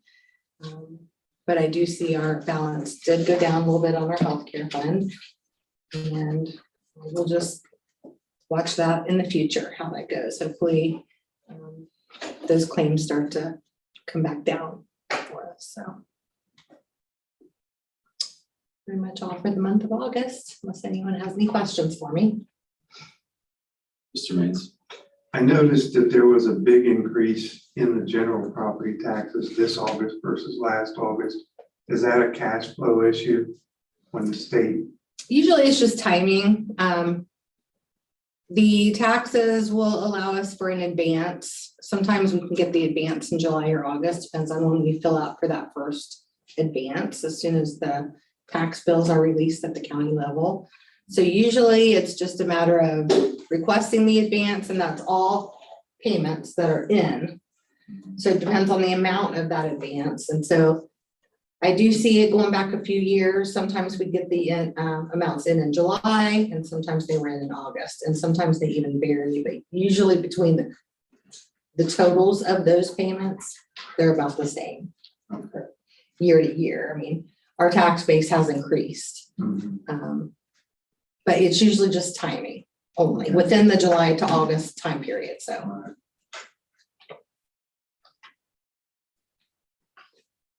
Any other questions? No. In the notes that you have for revenue notes, you indicate that this month we do see an increase in our Chromebook protection student fees coming in, which helps offset our technology expenses. So are we asking parents and to pay for protection of their Chromebooks and then applying it to something else? Yes, no. So that is just a fee that the district put in place this year to help offset our cost of technology. So is it called a Chromebook protection, or is it?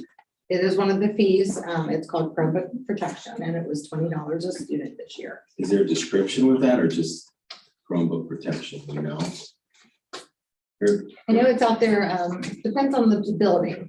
They provided a description. Mrs. Drum? When it was sent to me, it was to cover insurance for the Chromebooks for the student. So, I'm just curious if that's what it's for. If it's going to our technology expenses, we should call it a technology fee, not a Chromebook protection. No, it's not. It's not going to technology in general. Okay. It's going to Chromebook repairs.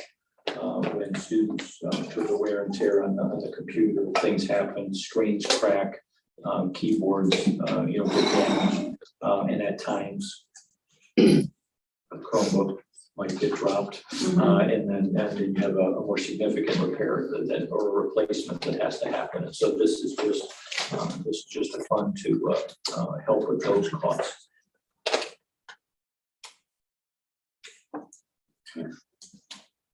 So I guess when it says to offset our technology expenses really related to Chromebooks, is what that's required.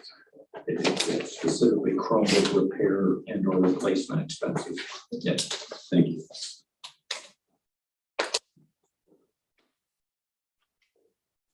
Anyone else?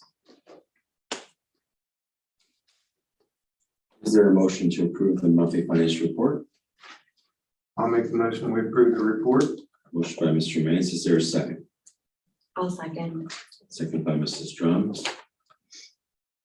Any discussion? Ms. Fox, you want to? Yeah, I guess I want to add, one more piece of information, I apologize. So, I did get with the attorney regarding the obligation of the board to approve or vote on the financials.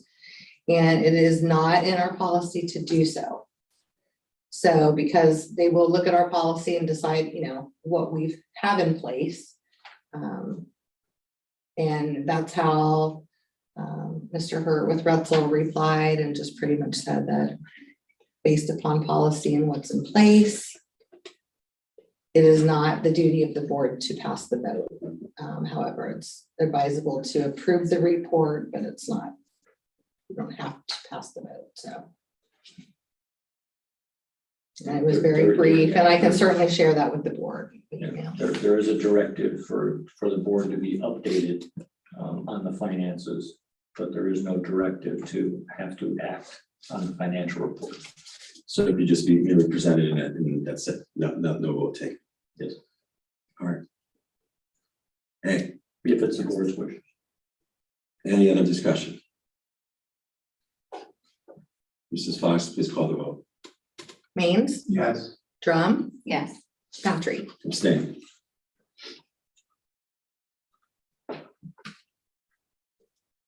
Next, recommended action is approval of the fiscal year 2023 appropriation amendments. Is there a motion?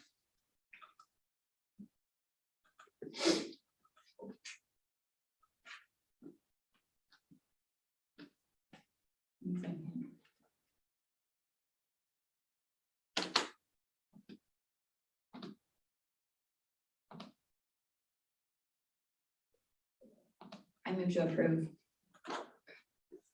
Motion by Mrs. Drum, is there a second? I'll second. Second by Mr. Mays. Is there any discussion? Mrs. Drum? I'm gonna pass it over to Mr. Maines right now. Mr. Mays? No.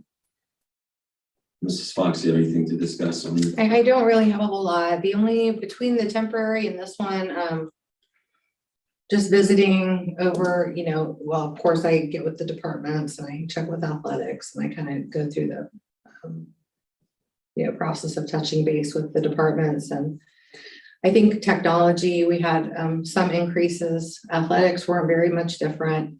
I didn't have a full large increase to the budget. So it's really just between the monthly amendments, once this budget moves forward, then I will bring up the exact amounts of the changes from appropriation to appropriation. But I kind of hit a little bit on each department, but mostly this time it was technology.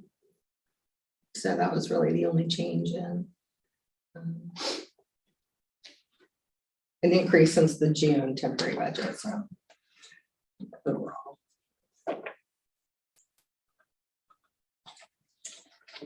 So I'm going to keep an eye on the health fund.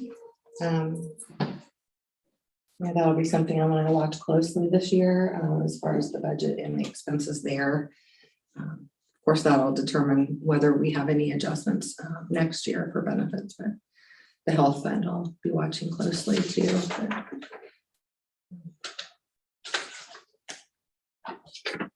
Any other discussion?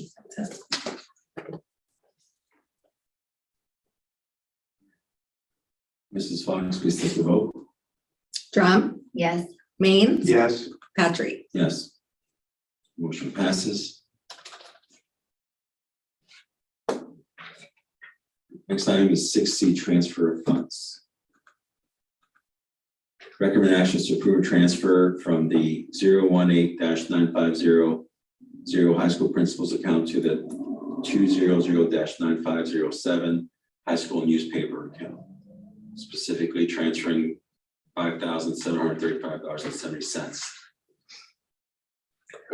This will be now the account for the Inferno activities, make it easier to track. So it's not included into the principal's fund. Is there a motion? I motion. Motion by Mrs. Drum, is there a second? I'll second. Second by Mr. Maines. Mrs. Drum, any discussion? No, it seems, well, except it seems like a good idea to have that so that it just makes more sense to have its own fund because it's a pretty big activity every year. So that makes a lot of sense. Anything else? Mr. Maines? I agree. Mrs. Fox, did you have anything you wish to add? Oh, no, not this time. Anyone else with questions or discussion? All right, Mrs. Fox, please call the vote. Drum, Yes. Maines, Yes. Patrick. Motion passes. Next item is our public records request update. 7A, Mrs. Fox.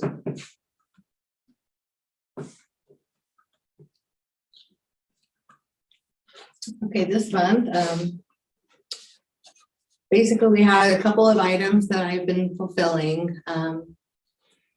And we had a couple of calls that I had to make into the attorney with some of our technology changes over. We had a couple of requests for tech, some email traffic, a couple of things that we had to kind of weigh in between Thomas coming in and me trying to get. I did update our spreadsheet and went through, made sure all of them are updated. There's maybe 2 that are pending that we're trying to finish, but didn't have much. Mark and I didn't have very much time for this time for our monthly. I was just kind of the tech requests. I replied to a couple, but we're pretty much caught up on our public records. So.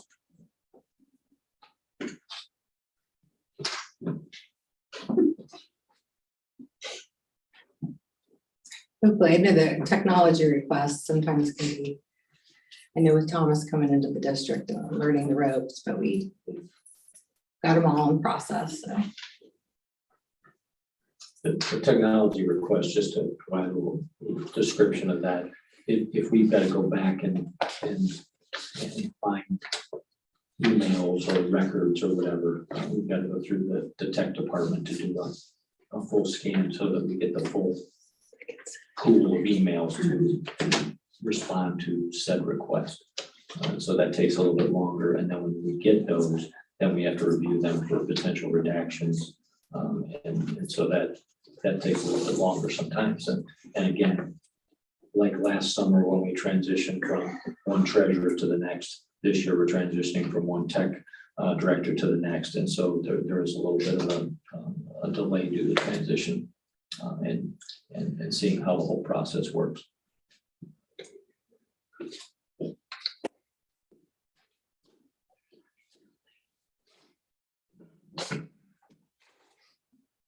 I think it's very important that we're not untimely with our acknowledgements and response dates. And if we are, I'd like that reported to the board. I can't speak for the rest of the board, but for me, that would be important to understand if we're not acknowledging a request in a timely fashion. I understand that sometimes responding to a request or fulfilling it may be more time intensive than a typical request due to either if it's, you're having to make sure you're not including information that's protected by law, student information, things like that, but acknowledging a request should be something that we can do timely. And I think that's all I've got to say on it. Again, this is just what I think makes sense to me. I'm not speaking for the board. Anyone else?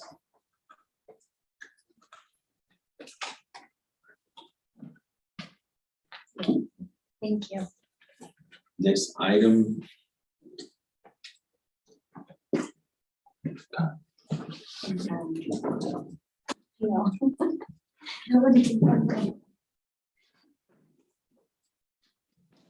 Next item is a recommend action to recommend to approve the addenda to the contracts of the superintendent and treasurer. Start over here again. The recommend action is recommend to approve the addenda to the contracts of the superintendent and treasurer contracts memorializing the Board of Education's action of August 22nd, 2022, increasing the compensation of superintendent and treasurer stated at the meeting of August 22nd, 22, and as reflected in the addenda. Before I entertain anybody's motion, I just want to make a note for the board is that the addenda for Mr. Stefanik is different than the one that had been previously discussed and reviewed. So make sure that, I think you've been emailed everything in advance, but ensure that that's same. With that, I would entertain a motion. Action, is there a motion? I move. Motion by Mrs. Jones, is there a second? I'll second. Second by Mr. Maines. Is there any discussion? Mrs. Jones? Hold on, let me look at something really quick.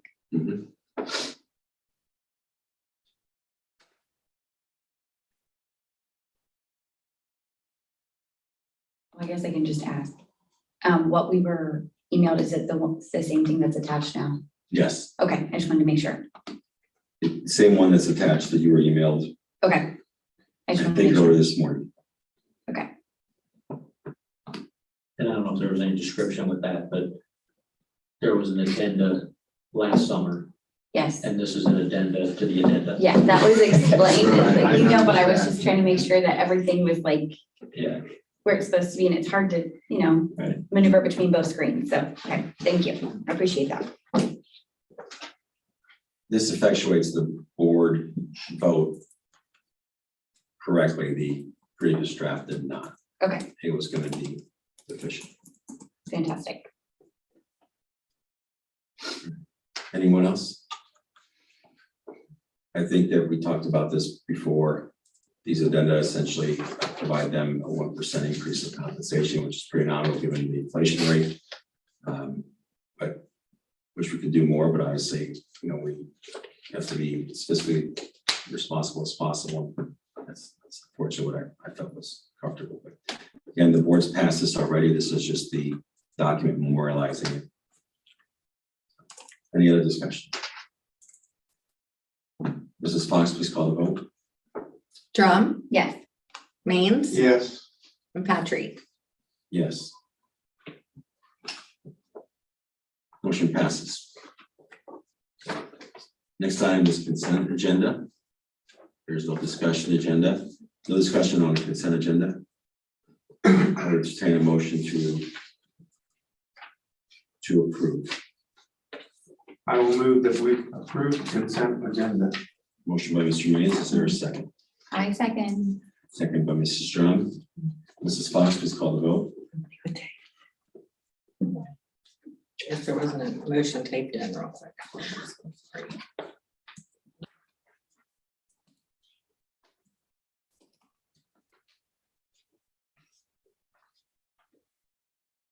Maines, Yes. Drum, Yes, Patrick. Yes. Consent agenda passes. Next item is 10A.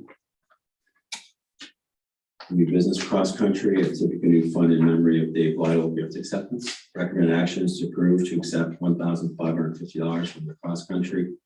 A typical new fund in memory of Dave Lytle to support the typical new high school cross-country invitation.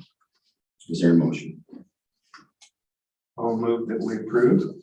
Motion by Mr. Mays. Is there a second? I'll second. Second by Mrs. Drum. Mr. Mays, any discussion? No, I think it's very nice. Dave was a good guy. So, I think it's very nice. Mrs. Drum? I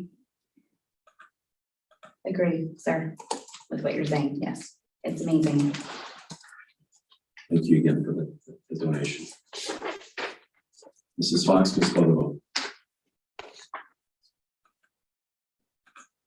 Maines, Yes. Drum, Yes. Patrick. Yes. Motion passes. Next item is the Tipp Foundation grant acceptance. Recommend action is approval to accept $10,048 in grant dollars from the Tipp Foundation. Specifically, $3,450 to Stephen Mana for the Tiffin High School xylophone, Tiffin Middle School, the drone soccer kits, Dale Boniface, and $5,000, and the literacy across curriculums in the Muth for $1,598. I will move that we approve. All right, motion by Mr. Mays. Is there a second? I will second. Second by Mrs. Stone. Mr. Mays? Any Once discussion? again, this is Tipp Foundation is an awesome group, and these, all three of these causes are awesome causes, so I'm glad to see this. Thank you, Mrs. Drum. Agreed. Thank you for the donations. Thank you to Foundation. They're instrumental for many, many wonderful things, and very appreciative that they think of the school mission. Mrs. Fox, please call the vote. Maines, Yes. Drum, Yes. Patrick. Motion passes. Next item is 10C, substitute medical nurse. The recommended action is to approve Premier Community Health substitute medical care nurse for $55 an hour, 3-hour minimum. A motion.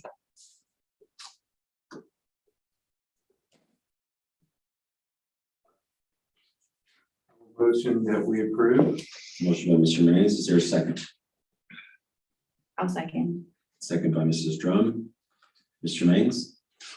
Have we used Premier Community Health in the past? Is this just an ongoing situation, or is this new? We contract for nursing services if we have a student with special needs who needs that service. Those are providers. I see. Any other discussion? Fox, please call the vote. Maines, Yes. Drum, Yes. Patrick. Yes, motion passes. Next item is a presentation of superintendent treasurer goals. Mr. Stefanik, would you like to go first? Yep, we can start. Board asked for this meeting, we can present the goals for the upcoming school year. I've got a draft of goals here in print form. And I'll highlight them tonight, but you can read through and process, and if you have any questions, you can contact me individually. They're in order of priority, as you heard tonight, and we already know, facilities are of highest priority, and so to make sure that that process moves along, that is the first goal, to create a facilities process that will result in a bond proposal. We could put an adjective in there, successful, bond proposal, and that is number one objective, and so that gets placed at the top. Second one is an audit and an upgrade of our technology systems and the resources in the district. And the purpose of that is that over the past couple of years, you could say that our technology systems haven't been what you would call user-friendly. And so we've had some glitches. We found out from a recent audit that some of it has to do with aging infrastructure. And so we have to work on our network. And then some other pieces are just the programming of programs that come in to that system. And so Thomas is already on top of several things. And so we'll be presenting some proposals to the board for upgrades to our entire network, at the district level.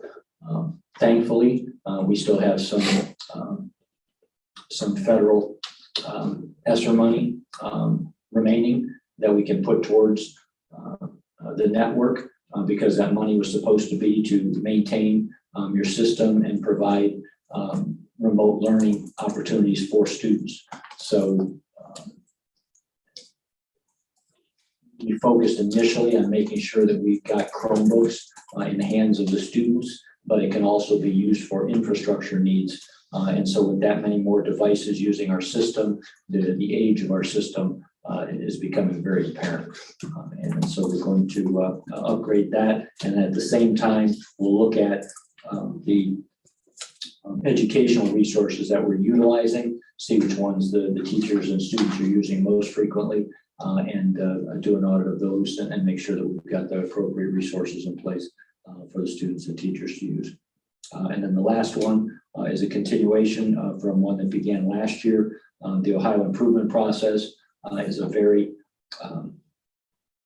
specific process that takes a three-tiered approach where you have a district leadership team, a building leadership team, and many teacher-based teams. And those are based typically at grade levels or in departments. And everybody is working on the goals of the district or the needs of the district. And that's where that district report card comes in. It provides us with some data. We have local data along with it. We align the data points that show where our biggest needs are. And then it's up to those leadership teams to come up with action steps and interventions to address those areas. So last year, we began with the building leadership teams. This year, we're going to formalize and enhance the teacher-based teams because they're at the level where the students are. And so they have the best idea about what needs to be done to our program to move it forward.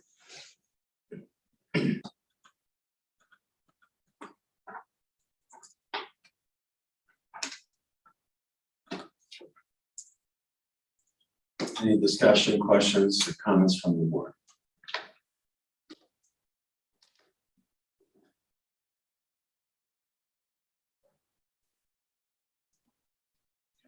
The other piece to the presentation was job description. And when I reviewed the job description, it was the same job description as when I applied for the job. And it all looks like things that superintendents are supposed to do, are supposed to address. And so I didn't have any suggestions for any revisions at this time.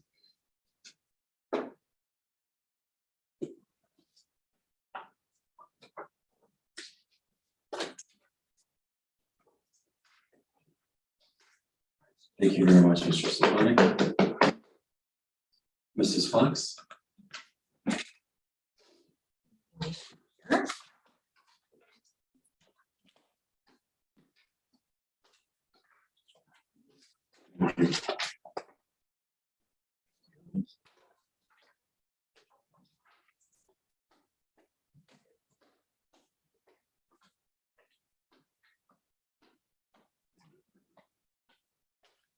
Kind of a similar format.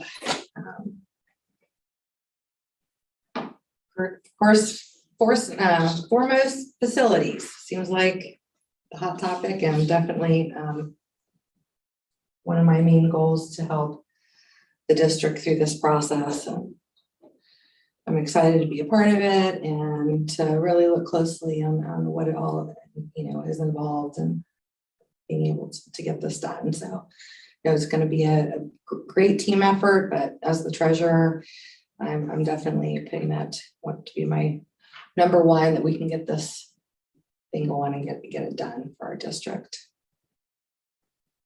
Tracking progress, I kind of did that on the right. We keep meeting with the facility meetings and having that discussion. Hopefully monthly we can see actions happening with our facilities. Number 2, I have their plan for cross training in the treasurer's office to better assist with processes. I don't believe that's really in place at this time, and I have seen in the past and just dealing with other treasurers and in my former position, there was just somewhat of a process, even if it's even weekly or monthly, just to put one thing in place that you could learn to help another person in the department. There's 4 of us. If someone's out and we can help that person make sure things get done, that's what I would like to see. So not that I would want one person, you know, in receivables to come over here and run a whole, you know, slew of checks or anything, but just maybe some things that we can help each other a little bit more to be able to get things done maybe in someone's absence. So that would be one of my goals. The third one there is kind of an everyday goal, but it's probably a goal that I need to always have in place anyhow as a treasurer, but just to consider all of our resources, the timeliness of our needs in the district while closely monitoring the budget every day. And just being new here at Tipp and in this role, I think the first year I was just getting the processes down, getting to know everyone, you know, making sure what all the deadlines were. Of course, I knew what account numbers we had established on, you know, the accounting side and how things was supposed to be, but I feel like diving in each day just a little better to make sure things are done appropriately. That's just one of my goals, because even in that first year, like I said, I did do that, and that was my goal every day here as the treasurer, but I feel like now I can just really drill down and, you know, find out why things were the way they were, or maybe how we can fix them or change them. So anyhow, and watching that budget very closely, I think it's important, because I know that, and coming into my next item, successful levy process for the operating as well as the facilities. I just want to see that happen smoothly for Tipp and keep these renewals happening. I know it's going to be a big project for me, and I know I'm going to learn a lot, but I hope that we can, as a district, come together and get this levy process to be successful. And my last item there, I was thinking technology too, just for the treasurer's office and the finance area. We have quite a few things that are up and current with our software, but those 2 items there, benefit enrollment, we're still doing everything on paper. So I thought, I know that there's packages out there that everything can be done. You know, the employee goes in and does all the enrollment on their own versus having any paper. So that's just one option to look at. And then wellness was something which we're in the works of talking about wellness and what that entails in my office outside of the staff wellness. Sounds like there's 2 big components, so I'm learning about that. And then school fees. We've even talked about some of the mess we've been dealing with and the vendors and how we could potentially maybe change the vendor or this connection with Power Schools, or we have a middleman vendor that helps move the money into our accounting system. And so we have all this technology that has to talk to one another. And, you know, sometimes it doesn't hurt maybe looking to see what else is out there. Something we haven't done, but, you know, it's good when technology works, but when it doesn't work, it just makes you want to think, is this the only thing we have, you know? And that does affect when, you know, a parent pays school fees and then it's not coming in on the accounting side. That it can be scary. So I almost, my department, we were talking, maybe it's something we need to look at and talk about as a district. You know, if pay schools and Power Schools can't get this thing going, maybe we need to look at vendors, you know. But that was my 5th one there. And of course, you know, getting quotes and making those decisions. A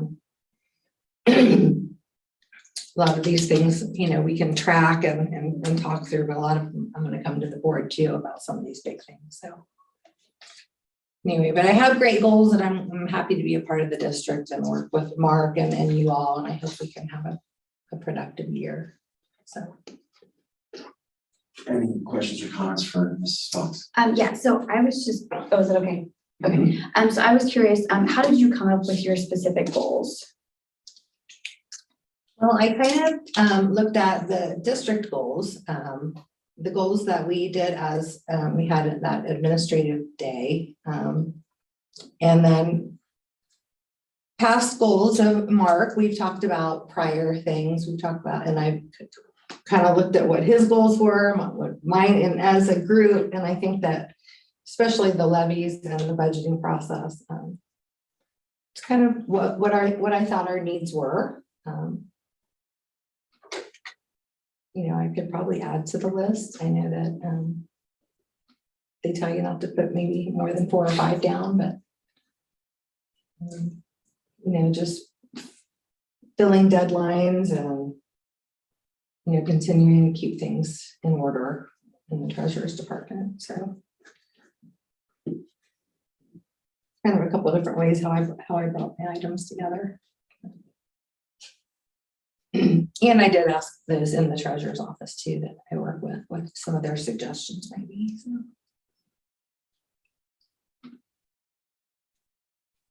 Anything else, Mrs. Smith? And then I was just curious, like, so with Mark, he has like a targeted completion date and like evidence of progress. So what are your expectations for when like these things will be done? Like, because you said regular monthly meetings, but I don't know. I think, I don't know. Do you know what I'm saying? Like, I feel like your goals are very broad, but like, I'm just I don't curious have of how they're anything gonna be that can be tracked. done in the end of the school year. I think they're all, some of my goals could carry over for future years, you know, Okay. as, if I could say that I would have to get anything done by the end of this school year, I think it would be the levy timelines. The facilities, most likely, not the renewals for the operating, but. So I did think of that, you know, because we were looking at the format here. And I really couldn't say, you know, by the end, you know, say by June of 23, I would like to have all these things. All of these I would like to have as an all the time sort of goal. But of course, facilities and the bonds. Don't know about the technology piece for this school year, but it's something that I'm looking at. Okay, cool. Thank you. Wish I could give you a better answer. Mr. Mays? Go ahead, man. So when I was looking at your objectives, 1, 2, and 3 look more like your duties, just things that would be part of your job description more than a goal. Okay. Like you would need to work closely with the facilities committee and all the departments to plan for that type of stuff as part of your job. There's not like necessarily a goal like this. Just to me, I think that's what you have to do. Same thing with number 2 and 3. I think number 4 looked like a really good goal. I think we can definitely add to that or define it a little bit better. So I think that from my standpoint, the biggest concern I have related to a bond measure in our upcoming renewals is that we have identified the deadlines by which that the school needs to have filed certain information, paperwork, applications.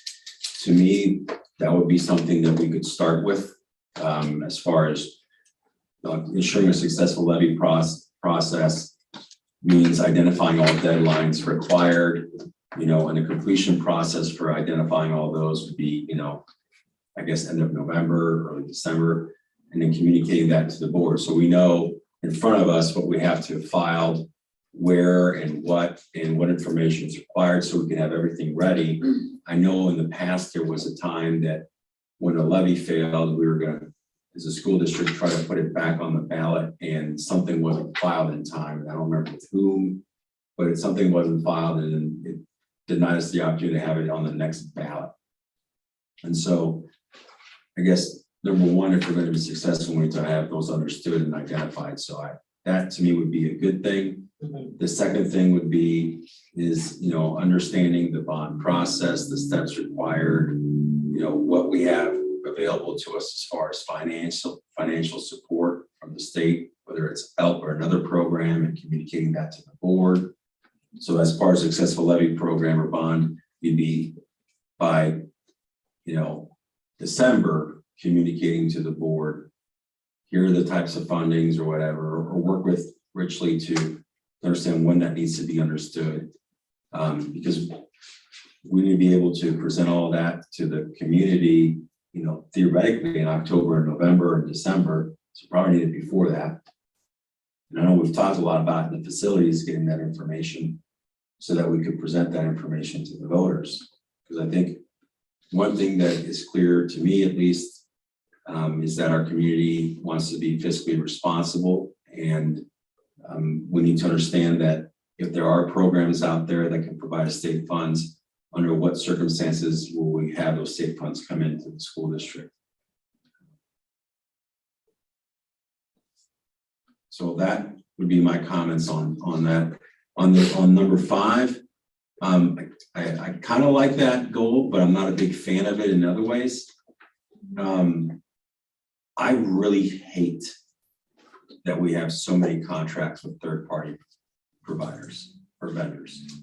I understand the need for it exists sometimes because you can't get services from, I don't know, a psychologist. I think we've had issues with that. You have to get your services through the ESC because it's less expensive that way. But, like paying school fees and I just feel like, oh, we'll just get a vendor or we'll get a software or, I'm sure that there's a need for that, but I think it'd be helpful for the school board to know, here's all our third-party contracts, here's what they cost the school district, and here's why we can't do it in-house. Because we're spending a lot of money on a lot of people, which is probably required. I'm sure, I bet once we get through that list, I'm going to feel very embarrassed about asking for this. But I don't know what I don't know. And I just know that I get contracts every year that all these have been here for that long. I think if we're going to be responsible with the money, we need to understand why we're getting these providers. But it'd be nice to know, this is why we need this. This is why we can't do in-house. And then also, I think it'll bring this in front of the view of the superintendent and the treasurer is oh, well, these kind of could dovetail each other. And there is actually a software that's we can reduce expenses. And oh, by the way, that one is more effective in its success rate and its failure rate. And I think technology makes me very, very scared. I think that cyber attacks and things like that, ransomware, is becoming extremely dangerous for school districts. And I'm nervous that, I'm very nervous about our technology not being up to speed. And I think that I really like your audit of technology systems. I think it's very, very timely and present. I think, I can't remember which school district, but it was a very, very large city school district that had a ransomware attack recently. And I think was it LA, Los Angeles, something like that. Something like that, yeah. And those are the school districts you're expecting to have their stuff in order. So it makes me very nervous. We've had law firms that have had our information that have been compromised. There's the need for that. It makes me very, very nervous. And the fact that we're relying on third-party vendors and things like that, paying their school fees. Not saying it's not necessary because people want to pay online, they don't want to write a check and things like that, but I just get nervous about where we are in technology, and I get nervous about how many third-party contracts we have. And I'd like to have, I think as a board member, I'd like to have a handle on what those things are. So to me, kind of dovetailing Mr. Stefanik's number 2, and number 1 would be good ways to do the bond and software packages and things like that, but also maybe, because when I look at this, I see two goals really. I see number one being the levy process, the bond, and number two, I see the software packages and vendors. To me, number three would be identifying all third-party contracts, working together with the superintendent to identify any places for elimination or synergy where we can reduce the expense or replacement. I just don't like using consultants in general. Again, I know that as a smaller school district, we have to, but I'd like to get an understanding of that. I'll stop being redundant. Thanks. Anybody else? I was just gonna say, I agree with you, Simon. I'd like to know, because there's a lot of convenience fees and things like that going on right now that people are, we're in a crisis in money right now. And so I think that people are getting frustrated with paying all these convenience fees on top of paying all this other stuff. And so why do we have to do that? And as far as your goals, I think they just need to be more focused. I think you have an idea of where you're going. I just like kind of what Simon said, like pulling it in and really understanding what a goal is and how a goal is tracked.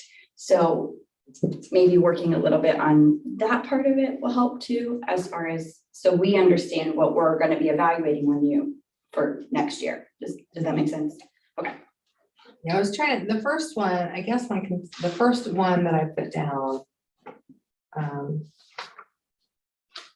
I guess I kind of thought back to how did the Nevin Kopic roof get to this point?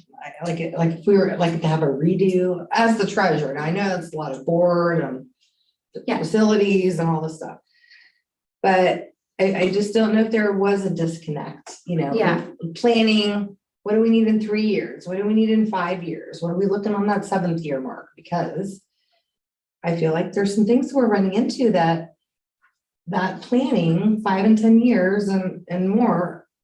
I don't know if that's, it's a board and the treasurer and the superintendent, but something was missed. Yeah.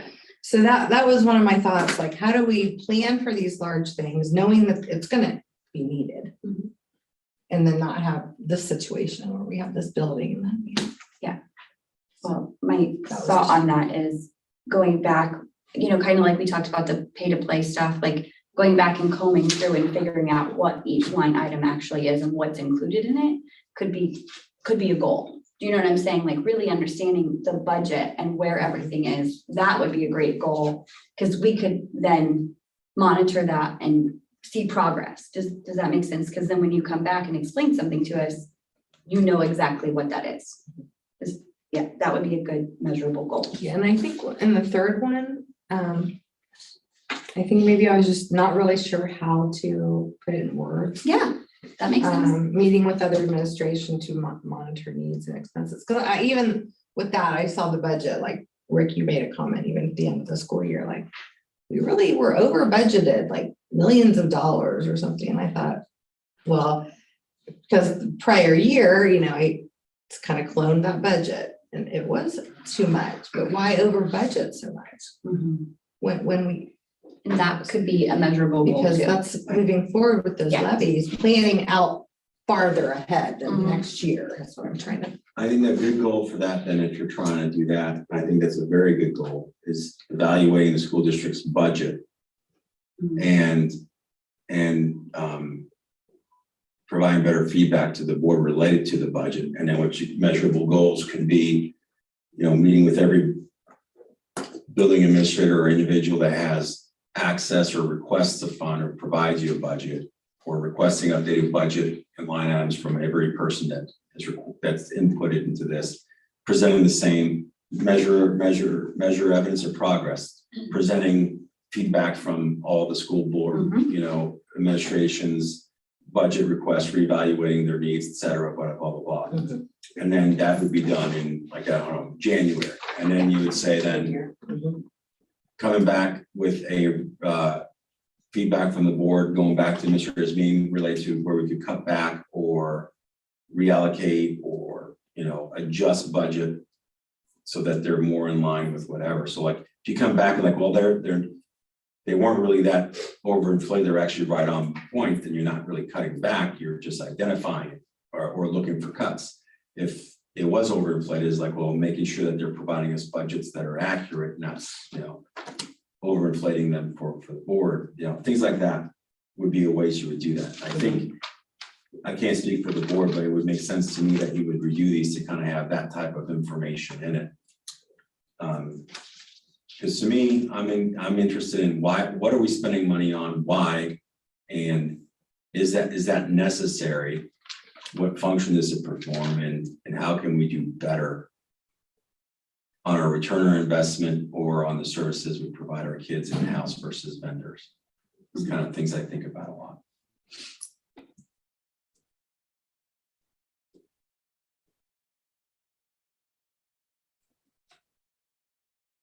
Anyone else?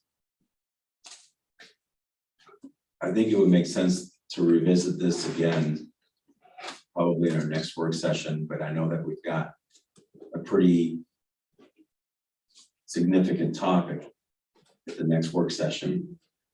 So maybe at the next regular board meeting, time permitting, or the work session after that. Again, I'm not speaking for the board, so if you guys have thoughts. No, I think, Mrs. Drum, I think that would be good.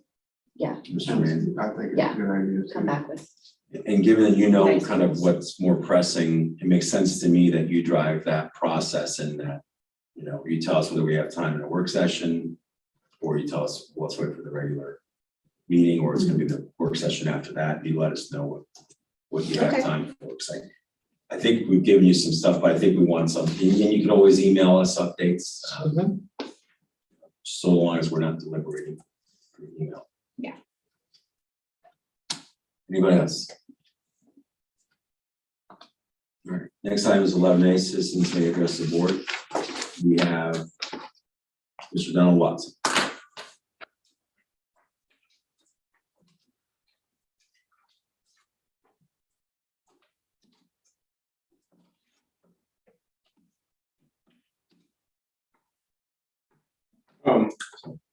Let me know 30 seconds for the end. 30 seconds, okay, I will do that. Two quick things that I thought about. One, by the stadium being brought up tonight.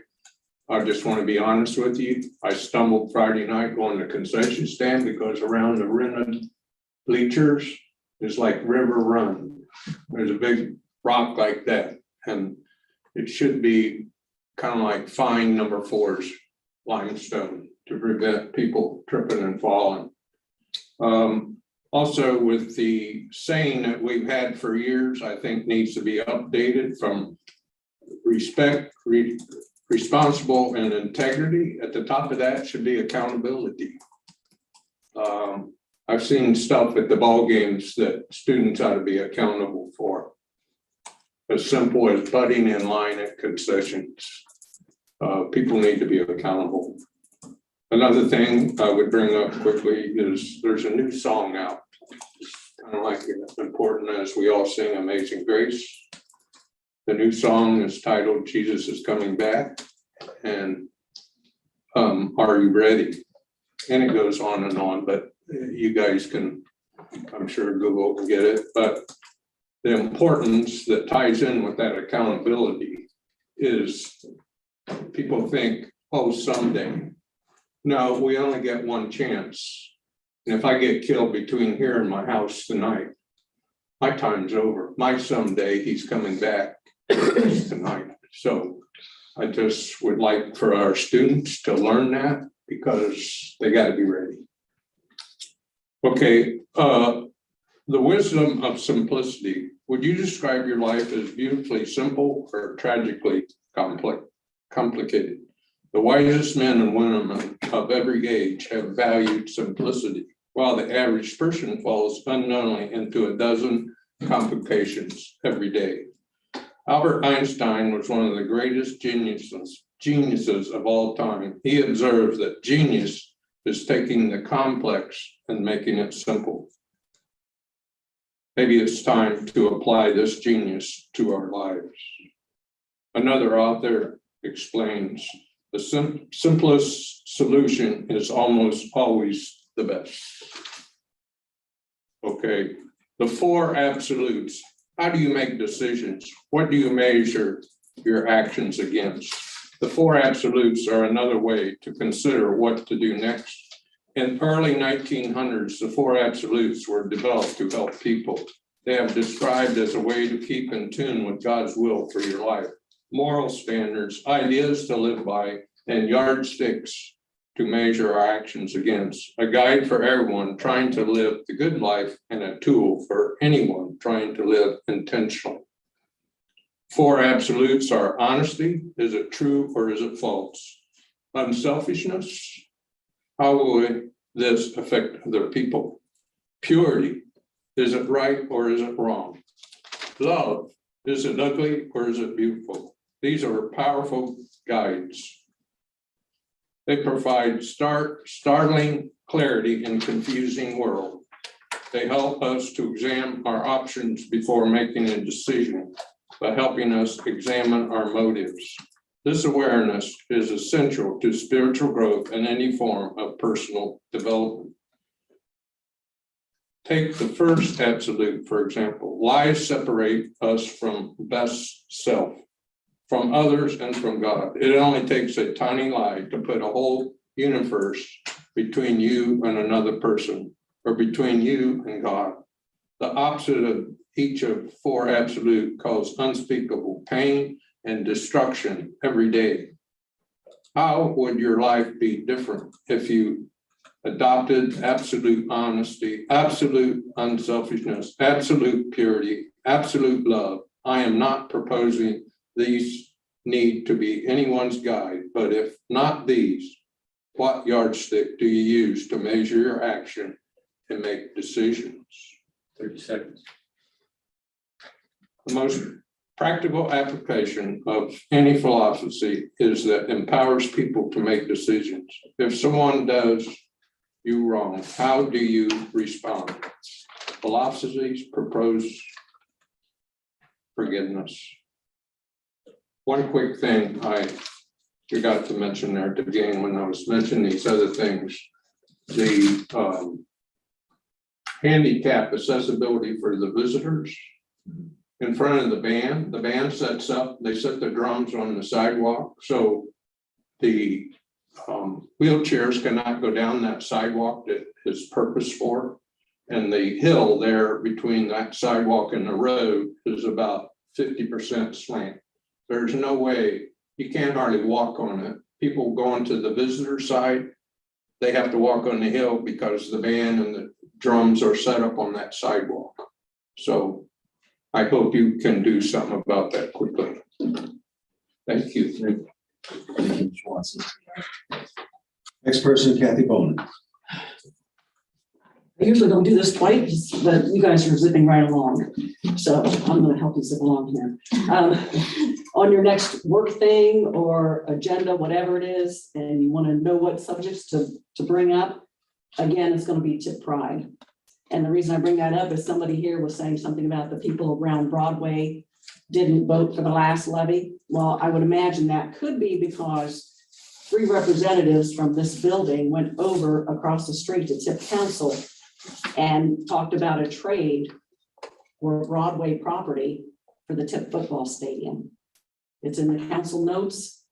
You can read it if you want. It's the second time that Tipp Council was approached about a trade for one land for the other. So, and if you see what Tipp's doing with any of the land they own, you probably don't want them to own Broadway if you live around Broadway. But that could be one of the reasons why those people there are apprehensive. And as far as Tipp Pride, I wish you would get them in here. I know you can't get Michelle Smith, the president, or she goes by Carmack now, she's in Louisiana, but you can get the vice president or anybody else working with Tipp City and ask them what is going on.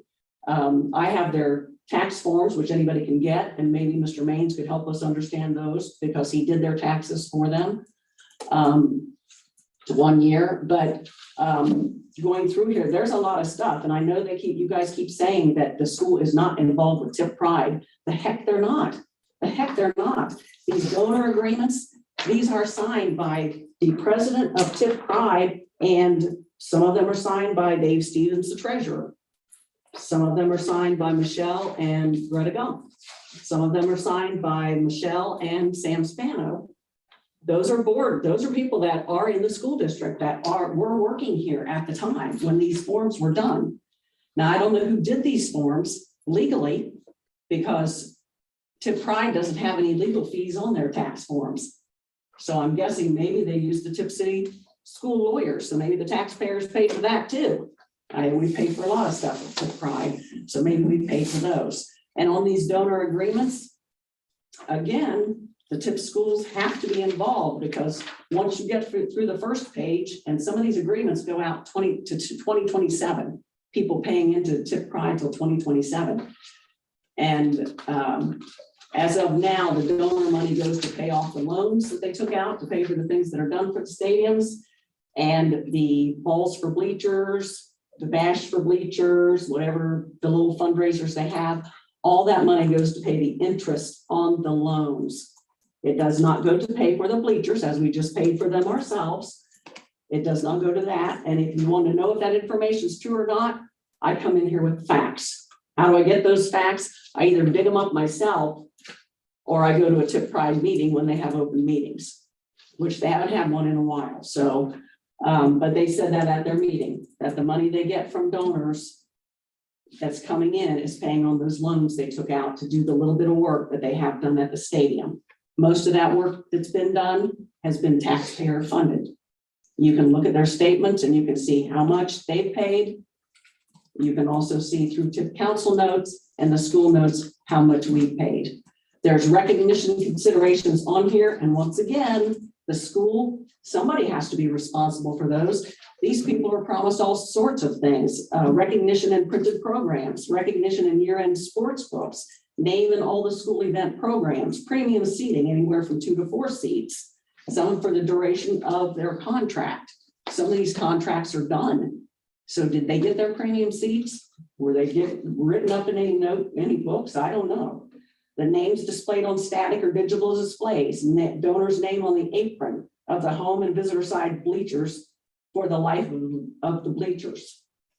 Sales sponsorship of Stadium Plaza with a plaque, memorial plaques. Somebody has to do this. What about the donor wall? Are the taxpayers going to build that? Because they're promised that. It's in the contract. So I'm asking you, because these people signed this, and also you can get the naming rights. I know who has the naming rights. You can get that from an email that went back and forth from Ms. Hagan and Mr. Kramer about who has the naming rights. That Tipp Pride. Pardon me? 30 seconds. So all I'm saying is you need to put it on your agenda. You need to get these people in here, and you need to probably talk to the school lawyer to find out who's responsible for all this. Are we responsible to go ahead and do all these recognition things that are on here? Who's responsible? Somebody needs to come forward, and the taxpayers need to know before you go signing up to get new school buildings, how much of this are we responsible for? And do we need to downsize that stadium as far as all the little extras they want to put in there? If they're not paying for it and we are, do we need all that stuff? So that's my thoughts. Thank you. Thank you. Thank you. Is there anybody else out there for citizen comments? No, ma'am. No, sir. There's nobody out there. No, sir. You don't need to call me sir. All right, next item is item 12A, upcoming meetings is miscellaneous, but before that, Mr. Maines passed me a note and said, do we want to take any action on the architect? And the suggestion I have is that we do not take action tonight, and the reason is because it's listed as presentation on the agenda by the architects, and I'm not sure why, Mrs. Dunaway and Mrs. Accru are here today, but I think that Mrs. Dunaway was closing on her house. okay. So I think in all fairness to everybody, it'd be best that we wait that they're present for the vote. I agree. And so that's again, I don't speak for the board, but that would be my response. Is there any further discussion or anything like that on that issue? I think that sounds reasonable. I do too. I agree with that. Is there anything else for the good of the order? I would like to mention, because of the change in date with Capitol Conference, and both of you gentlemen will be at Capitol Conference, is that something we need to look at as far as changing our meeting? Because we're supposed to have a meeting on that day, one of the days you're gone. So can we look at that for future discussion? To Yeah. change the date? I think that makes sense, and, I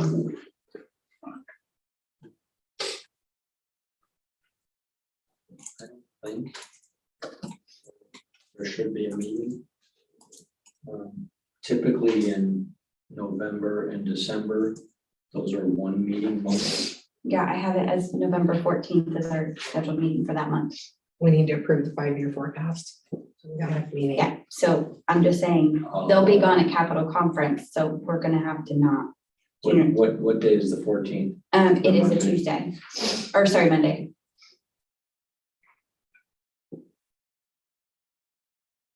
So we can look at that as a work session of like something. We have it the Monday prior. Well, they We probably, do. yeah, they probably moved it up then because of Thanksgiving holiday is probably the reason. Do you have a deadline? What's the deadline for financial piece? November 30th. That's to be up at ODE.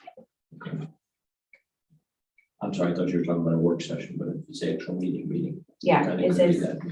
See, in the past, the Capitol Conference was November like 7th. 8th, yeah, and it was 9th. supposed to be 6th, 7th, and 8th, and they moved it a week later this year, so then that fell into our Right. meeting date. So I just thought it might be something we should look at. thank you for bringing that to our attention.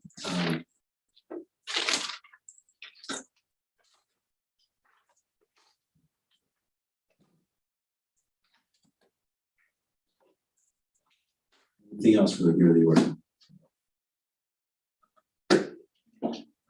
Hearing nothing else, I would entertain a motion to adjourn. Or first, let me read the upcoming meetings.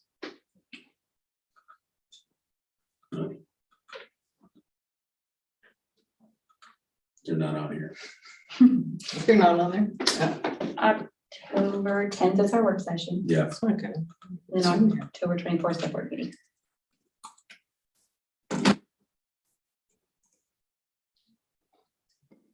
our next work session will be October 10th, 2022. And what you said, 5 p.m. at 5 p.m. here at the Board of Education.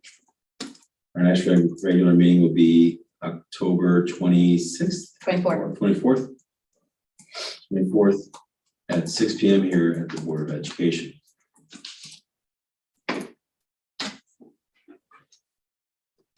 And with that, I would stand a motion to adjourn. I move to adjourn. I'll second. Motion by Mrs. Drum, second by Mr. Maines. Any discussion? Mrs. Fox, please call the vote. Drum, Yes. Maines, Yes. Patry. Yes, motion passes. We are now adjourned. The time is 8:38 p.m. Thank you, everybody. I can take all this home, right? Yes. Fantastic.